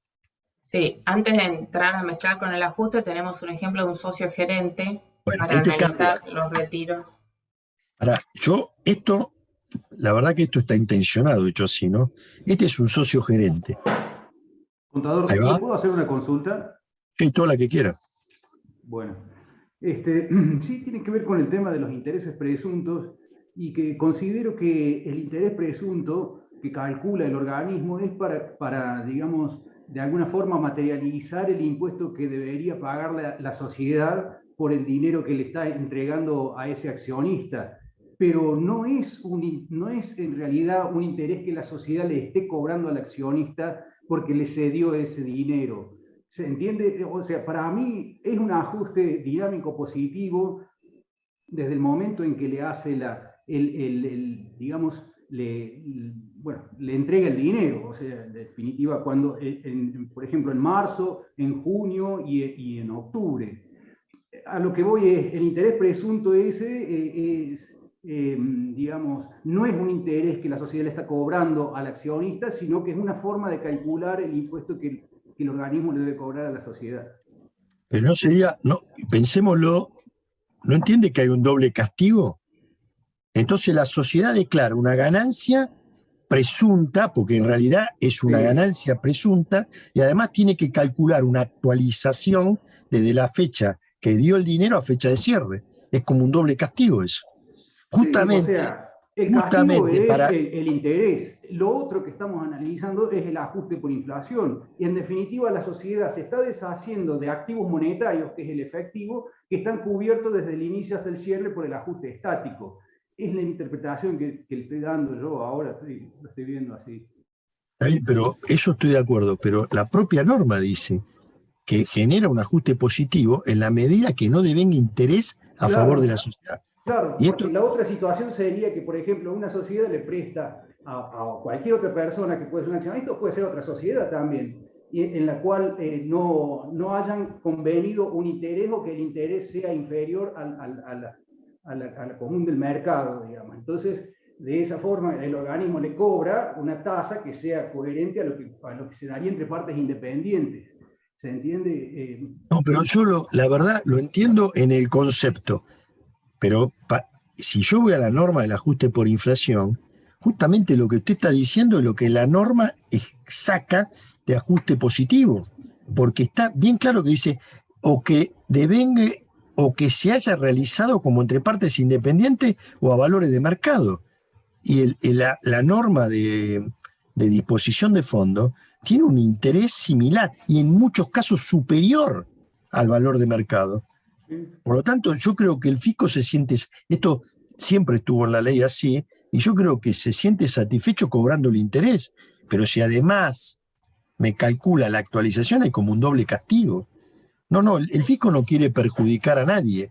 Dice, pero ojo que el ajuste por inflación positivo no es un castigo, es simplemente cómo trata a los activos monetarios que tiene desde el inicio la estructura patrimonial de la empresa al inicio del ejercicio que se está liquidando. Le hago una pregunta, si le hubiera prestado a un tercero y le hubiera cobrado interés, ¿es un ajuste positivo? No, es un crédito que le cedió a otra persona. Esto es lo mismo. Y le voy a decir más. Dentro de lo normal del mercado, esto es similar a lo del mercado. La tasa es similar a la del mercado. Esa es la misma Ese situación. interés presunto reemplaza al interés real. El interés Claro, presunto que calcula y paga impuestos. Si después leí con detenimiento el decreto reglamentario, ¿sabe lo que dice la norma?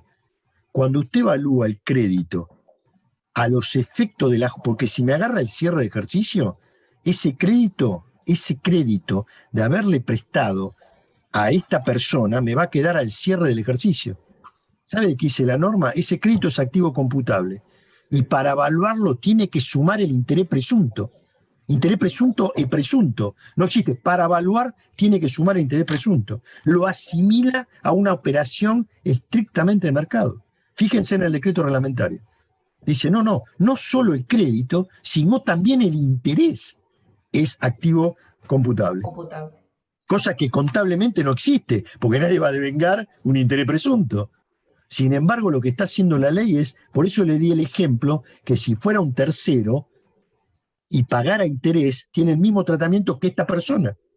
Declara el interés de la sociedad, no es ajuste positivo y el crédito al cierre se evalúa con más el interés real, si hay un préstamo real, con más el interés presunto, si fuera esta situación que estamos analizando. ¿Está? Bien. No obstante, respeto, si usted tiene otra posición, la respeto, ¿eh? No somos los dueños de la verdad. No, es la primera vez que me plantean eso. Pero puede ser, uno lo puede interpretar, no me parece que sea así. Lo trato de buscarle la vuelta y no me parece. Pero respetamos. Bien, no sé si le pude contestar, ¿no? Porque sí. Muchas gracias. Pero es dos posiciones distintas. Ahí vamos. Digo ahora, este es un socio gerente, lo voy a asimilar a un director de una sociedad anónima. Y permítame que le diga una cosa, nunca vi que el fisco cuestionara esto. Yo trabajé con el ajuste por inflación anterior, ¿estamos de acuerdo? Cuando se explicaba, nunca vi un cuestionamiento del fisco con respecto a este tema puntual. Ahora digo acá, este es un socio gerente. En un socio gerente el análisis es distinto. ¿Por qué? Porque ¿qué me dice la norma? Retiro de dueño, titulares, socios o disposiciones de fondo a favor del tercero. Miren acá lo que pasa. Esta persona se lleva 350.000 pesos por mes. Lo que se lleva, lo tengo que comparar primero con qué, con lo que le votó quién. La asamblea o el acta o la reunión de socios que trata este ejercicio. Y entonces acá se lleva 350 por mes. La asamblea le aprueba 2.100.000. Esos 2.100.000 que le aprueba la asamblea, hasta 2.100.000 no hay disposición de fondos. Ahí va, no hay presunción de dividendos. Esta persona, ¿qué se está llevando? Sus honorarios, que van a ser votados por la asamblea. Ahora miren lo que pasa con los honorarios de julio. Con lo que se lleva, los 350 que se lleva en julio, excede lo votado por la asamblea. ¿Todo de acuerdo? Y si excede, un minuto. Acá se da la particularidad que este es socio gerente. Y está por encima de gerente ser socio. Es importantísimo esto. Hay un profesor, compañero nuestro, que dice, Mario Goldman concretamente, pero en el dicho que dice billetera mata galán, él dice presunción de dividendo mata disposición de fondo. En primer lugar, está en la ley esto, ¿eh? En primer lugar se analiza la presunción de dividendos.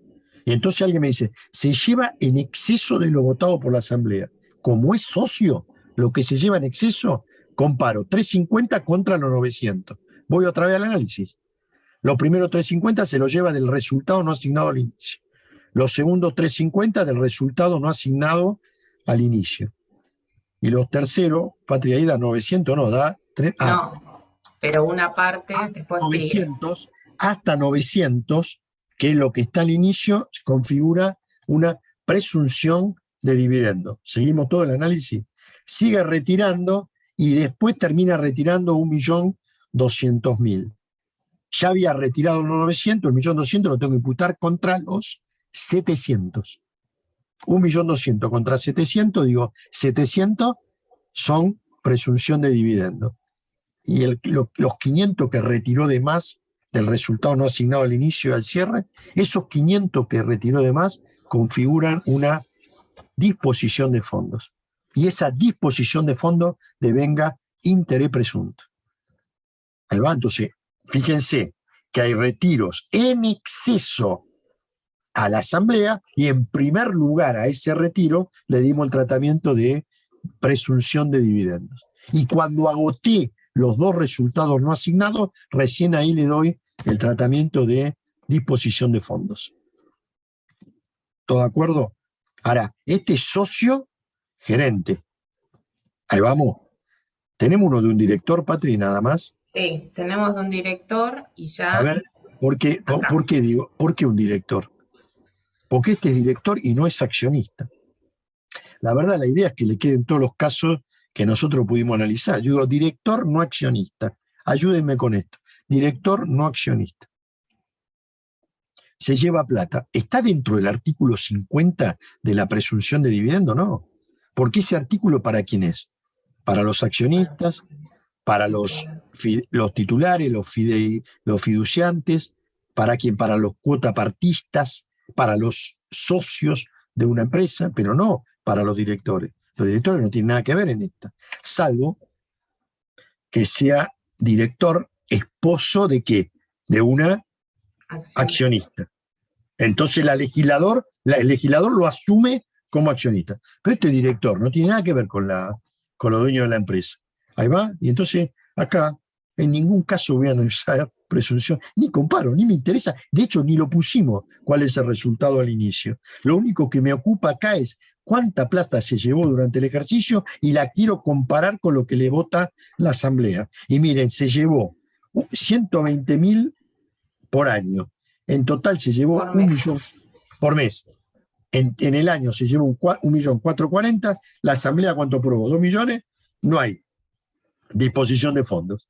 No hay ajuste positivo, no hay nada. ¿Por qué? Porque está dentro de los términos que permite el artículo 76 de la ley. Ahí va. Ahora, ¿cuál es el próximo ejemplo? No sé si vamos todos... Si lo vemos esto desde el impacto en el ajuste por inflación, nosotros estamos haciendo el ajuste por inflación del 2021. Para eso tenemos que tener el crédito a diciembre 20 en la fase estática. Entonces armamos como este mayor para que quede claro. El retiro de 1.440.000, ese 1.650.000 es el honorario que aprobó la asamblea durante el 2020, no el que vimos recién que era durante el 2021, pero estamos en el estático. Entonces cuando llega el cierre va a tener un saldo de 2.290.000 que va a ser activo computable en fase 1. ¿Sí? Sí. Esto se lo dejamos planteado de dónde sacamos los datos y todo, porque el saldo de la cuenta particular de un director es activo computable o pasivo computable, según de qué lado esté. Ahora, ¿este qué es, Patri? Es director también, pero retira por encima de lo que le aprueba la asamblea. El otro era por debajo. Entonces, si por encima. Si este retira por encima, ya te adelanto que vamos a tener disposición de fondos. Y sí. Ahí va, y acá le vamos a poder contestar a Juan que esos 480 tiene que tener el interés al cierre del ejercicio. Me imagino que estará así, ¿no? Si Sí. no, ¿de qué nos disfrazamos ahora? Digo, este No, retira está así. 120.000 por mes, ¿todo de acuerdo? En el año retiró 1.440.000, pero la asamblea le aprueba no a 60.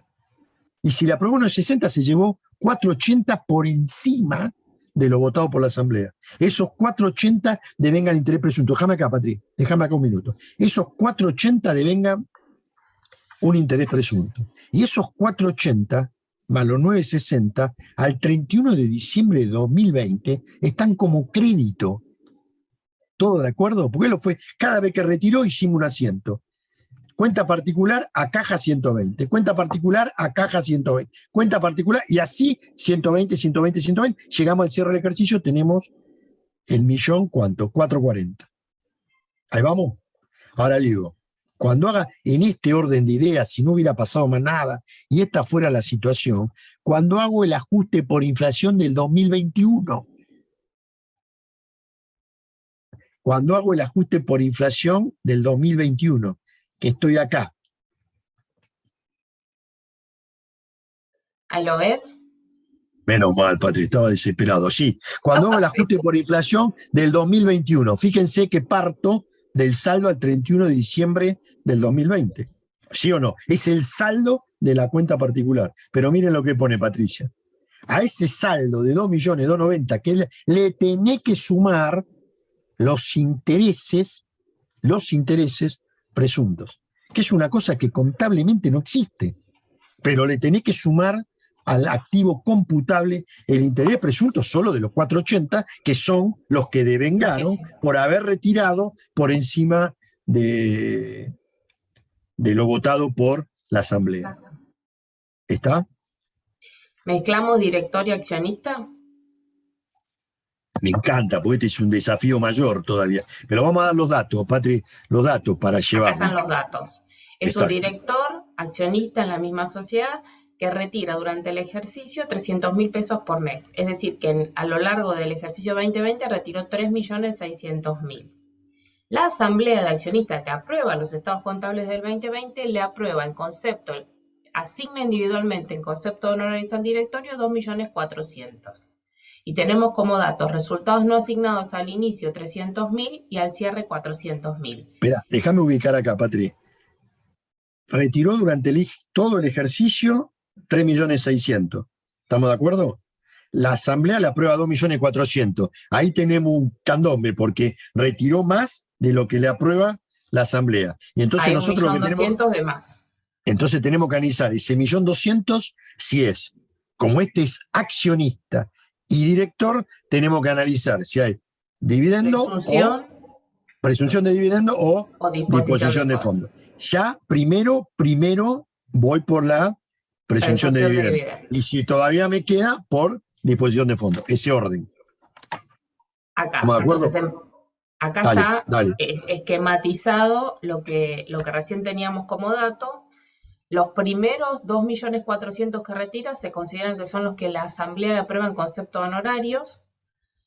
Ahora tengo que analizar, por ejemplo, los 300.000 que retira en septiembre. Esos 300.000, de acuerdo a lo que venimos analizando, los debo comparar con el resultado no asignado al inicio. Como está dentro de ese resultado no asignado al inicio, esto configura una presunción de dividendos. Cuando analicemos el ajuste por inflación, eso va a ser un ajuste positivo en fase 2, porque la presunción es como el pago del dividendo. Además de tener que retener el 7% que decía Gustavo, porque acá yo ya estoy comparando con el resultado no asignado al inicio. De los 300 de octubre, noviembre y diciembre, de este total de 900, lo hicimos, digamos, para ser más claros, de estos 900 tengo que compararlos con los resultados no asignados al cierre, que en este ejemplo son 400. Entonces, ¿qué digo? De todos estos 300 de los 3 meses, hay 400 que hasta agotar ese resultado no asignado al cierre van a configurar presunción de dividendos. Van a hacer también un ajuste positivo en fase 2. Voy a tener que practicar la retención del 7%, pero acá tengo plazo hasta el vencimiento de la declaración jurada, porque esto para la persona humana accionista va a ser una renta cedular, dividendos, que le va a calcular un impuesto del 7% y va a descontar este 7% que la sociedad le retuvo. Y los 500, que serían 200 de noviembre y 300 de diciembre, si lo quieren abrir así en mes por mes, como exceden tanto resultados no asignados al inicio como al cierre, configuran una disposición de fondos y van a devengar intereses presuntos. Ahí va. ¿Esto está claro como para llevarlo al mayor, Gustavo? Sí, perfecto, Patri. Entonces yo digo, si voy al mayor, yo voy a tener en la cuenta particular, acá asumimos que la asamblea había aprobado lo anterior y nos quedaron como un saldo 3.600.000. Esos 3.600.000, los que son los retiros de todo el año, los tengo que abrir según el tratamiento que vimos recién. Hay 700.000 que son los retiros que van contra los 300 resultados no asignados al inicio, los 400 al cierre, que configuran una presunción de dividendos, por lo tanto van a ser activos no computables en fase 1. Los 500 que exceden los resultados no asignados al inicio del cierre, disposición de fondos, ya vimos que era una disposición de fondos que genera devenga interés presunto, va a ser activo computable por el valor de lo que es la disposición más el interés. Y lo que retiró en concepto de honorarios al directorio, que después se lo termina aprobando en la Asamblea en el 2021, al 31 de diciembre del 2020 va a ser un crédito, o sea, va a ser activo computable en la fase 1 o estática del ajuste por inflación. No sé, Gustavo, si querés agregar. No, Patri, yo me gusta que esto, ¿sabés lo que pasa? Estamos excedidos en tiempo y me da, no sé por qué, por la gente, pero digo, a ver, esto queda esquematizado acá. Yo, Cristina, dimos muy rápido, pero quiero volver ahora. Algún día ¿podemos hacer preguntas ahora? ¿Podemos contestar preguntas o no? Son las 8 claro y... sí. No, claro que sí, Gustavo. Bueno, entonces, bueno. Abrimos a preguntas. Después con este mismo esquema quedan distintos ejemplos en el material que me parece que los pueden seguir. Siempre este es el análisis que vamos haciendo en cada uno de los ejemplos. ¿No, Gustavo? Sí, una cosa, Juan, sí. Juan, déjame decirte una cosa, Juan, como charla de café te digo. La ley la tenemos que analizar, viste que hay un concepto, lo decía Harald Díaz, hermenéuticamente.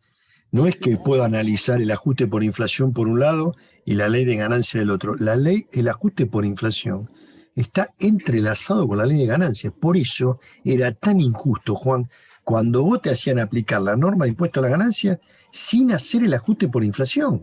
Era como un sinsentido, porque la ley de ganancias está pensada con el ajuste por inflación adentro. Algún día me gustaría hasta charlar, porque a vos te gusta lo filosófico, ¿por qué los bienes de cambio son activos computables? Pues vos fijate lo que están haciendo. Vos me decís, pero vos decías que tenés plata en el bolsillo, sí, esa la entendemos todos. Pero si en lugar de plata en el bolsillo tengo 10 calefones que son bienes de cambio, no es el mismo análisis. Pero ¿qué pasa? Tiene un sentido, después cómo se evalúan en el inventario final. Entonces, tiene un análisis integral, como que está todo entrelazado. ¿Me seguís? Por eso yo te contestaba lo que decía, si me permite, para concluir. Permítame hacerle un comentario. Yo soy inspector lo que vos quieras.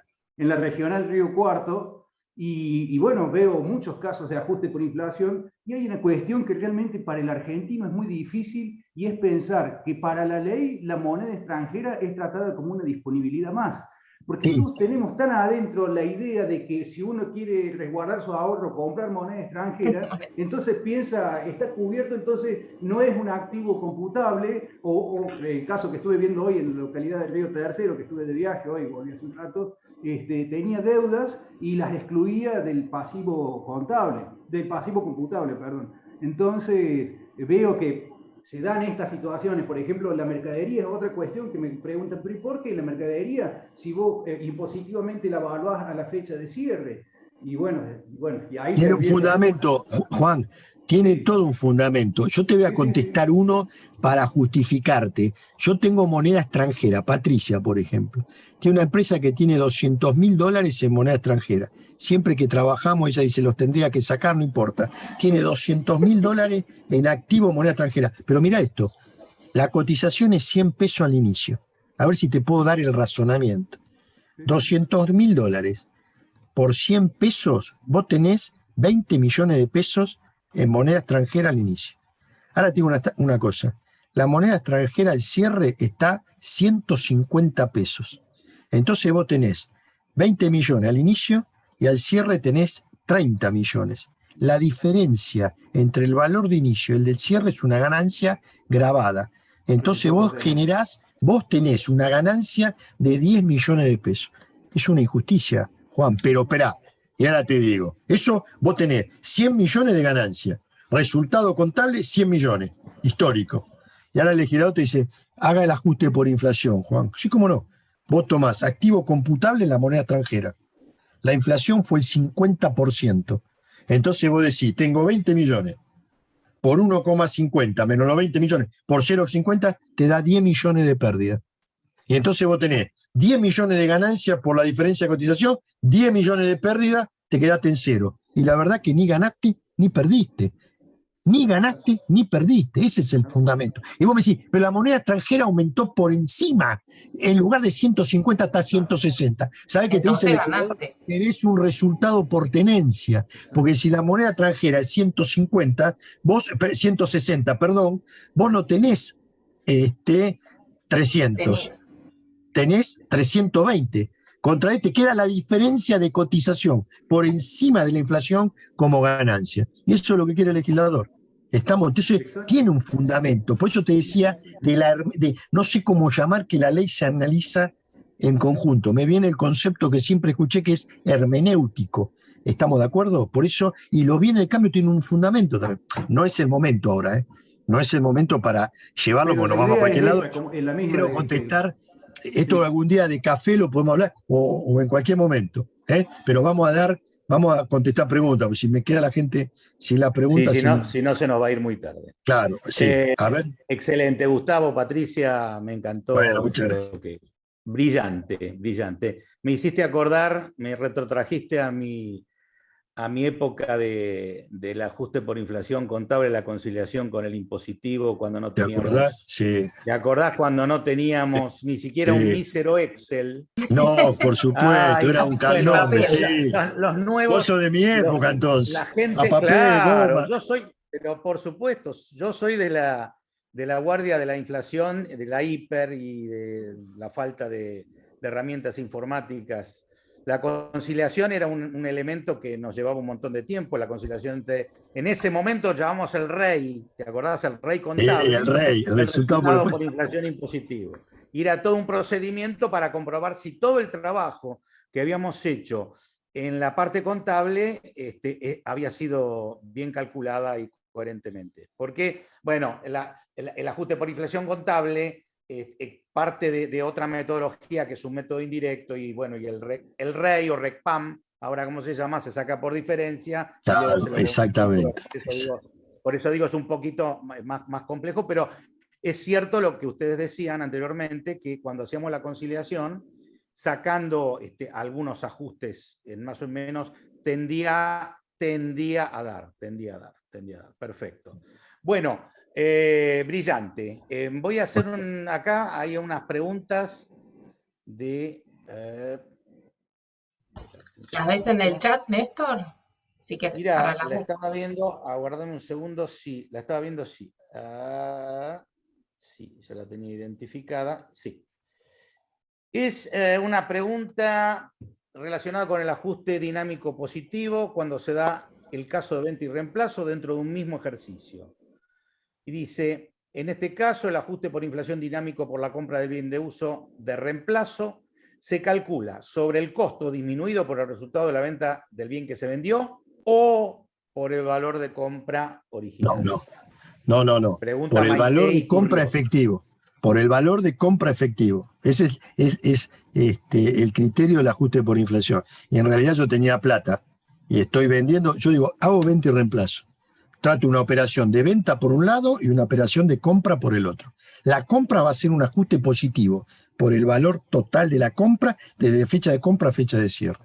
Y la venta del bien, que afecté, si es en el mismo ejercicio, el costo impositivo que tomé para comparar con el precio de venta va a ser activo expuesto a los efectos del ajuste por inflación. ¿Estamos de acuerdo? Son los dos ajustes que se hace nosotros siempre que terminamos el ajuste. Entonces, para hacerlo como práctico, siempre que terminamos el activo computable, decimos, hay algo más, y algo más son cuando vendo un bien de uso que tengo que tomar el costo, o cuando afecto un bien de uso como bien de cambio durante el periodo. Conceptuales. No sé si esa pregunta está contestada. Entiendo que sí. No sé quién preguntó. Hay otra pero... pregunta de María muchas Elena. Gracias. Maite, perfecto. Dice, en el cuarto ejercicio también se pueden computar la totalidad de los arrastres de los ajustes por inflación. No. Por los sextos siguen su curso. Está muy buena la pregunta. Mucha gente, ¿sabes, Néstor, que mucha gente interpretó eso? Pero no. Está bien claro, si uno lee la norma, Si vos venís tomando un sexto de ejercicios anteriores, en este ejercicio tenés que tomar un sexto de los anteriores más el 100% de lo que te corresponde en este ejercicio. Y van a Ahí quedar todavía 3 sextos, porque en el 2019 arrancó, quedan 3 sextos para 22, 23 y 24, sin actualizar. Lo que es una barbaridad que sea sin actualizar, ¿viste? Porque te genera una... Con la inflación que hubo. Está bien que cuando hicieron la norma no se prevía esto. Hoy, viste, con la inflación que hubo se distorsionó totalmente. Pero está muy buena la pregunta. Espero haber contestado lo que... Otra preguntita de Rosita Rocabado. Si hubiera 2 o más socios gerentes, ¿se prorratea entre ellos? Sí, el resultado no asignado nosotros lo simplificamos con que es el 100% para, digamos, ya como tiene una complejidad nos parecía más didáctico, pero por supuesto que el resultado no asignado lo tengo que tomar en proporción de la participación de cada accionista o socio. En proporción, Rosita, es decir, uno tiene el 30, otro el 30 y otro el 40, 30, 30 y 40, ¿no? Ahí otra contestó pregunta Rosita. de Olga Mofsovich. ¿Qué pasa si la empresa no ingresa el 7% de la retención? Me imagino sobre los dividendos, ¿no? ¿Sabes? Oiga, pensá que esto es imposición cedular. Cuando vos presenté tu declaración, cuando el contribuyente presente su declaración jurada, va a tener que calcular si eso es dividendo, va a tener que tributar cedularmente, va a declarar los dividendos y va a tener que tributar el 7 y no tiene retención para descontar. No obstante esto, le pueden poner una sanción formal, cobrar los intereses. Es decir, de cualquier a la manera... sociedad que debió retener. Exacto. En el chat no tengo más preguntas, pero podemos abrir algún micrófono. Si alguien, ¿te parece, Agustina? Si alguien tiene alguna pregunta.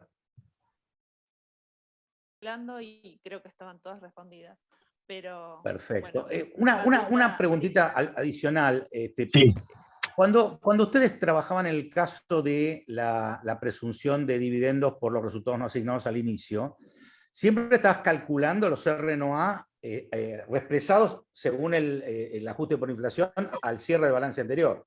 O sea que siempre es resultado no asignado contable. Y hoy, viste que la norma impositiva, todo lo que es contable lo refiere al balance, inclusive se ha expresado a través, todo lo refiere lo que es contable ajustado por inflación.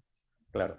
Las decisiones, todas las decisiones se tienen que tomar sobre claro, pero Néstor tiene razón de ser, porque vos desde el punto de vista societario, acordate que podés distribuir sobre los resultados no asignados ajustados.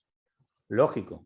Y entonces vos cuando te llevas la plata, dice no, te estás llevando el resultado no asignado que te lo podías llevar como dividendo. Esa es la razón de ser. Sí, correcto. Pero es lo ajustado, lo contable ajustado por inflación. Por inflación. El buenísimo. Material que yo por ahí vi, Agustina, se lo van a compartir a todos, ¿no? Yo ya lo pasé.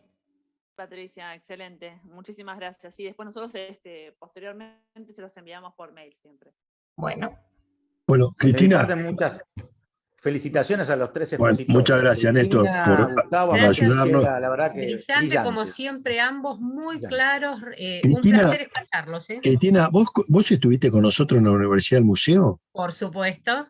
Yo fui una de las que hizo un trabajo en su momento, ganancias vinculado con la recaudación. Sí, te tenía. Pues es que ahora que te vi me di cuenta, sí. Bueno, me alegro mucho que hayas avanzado tanto porque escuché el currículum, así que te felicito. ¿Te aprobaron? ¿Te aprobaron, Cristina? ¿Te aprobaron? Sí, cómo no. Porque, viste, siempre hay que preguntar eso. No, sí, la verdad me lo imaginaba, porque si no, nos invitó ella. Nos invitó ella. No nos va a invitar si la reprobamos. Ella nos invitó a dar, ¿no? Bueno, les agradezco a todos la atención y estamos a disposición. Yo, Cristina, ahí Patricia, mirale la cara a Patricia. Algún día quiero venir para dar, porque esto es un tema que genera ajuste por inflación, con un ejemplo de empresa unipersonal. Sería fantástico. Pero calculando los retiros, haciendo la determinación. ¿Sabes qué? Empezar de cero, dar los datos, datos reales, ¿eh? Por Claro. nosotros a veces hacemos los ejercicios con un cliente, ponele, y lo transformamos eso en un ejercicio. Mira la cara de Claro. Patricia. Sí, Patri, ¿no? ¿Sí o no, Patri? Sí, Bueno, lo tenemos preparado. ahora Sería corto y me fantástico. mata.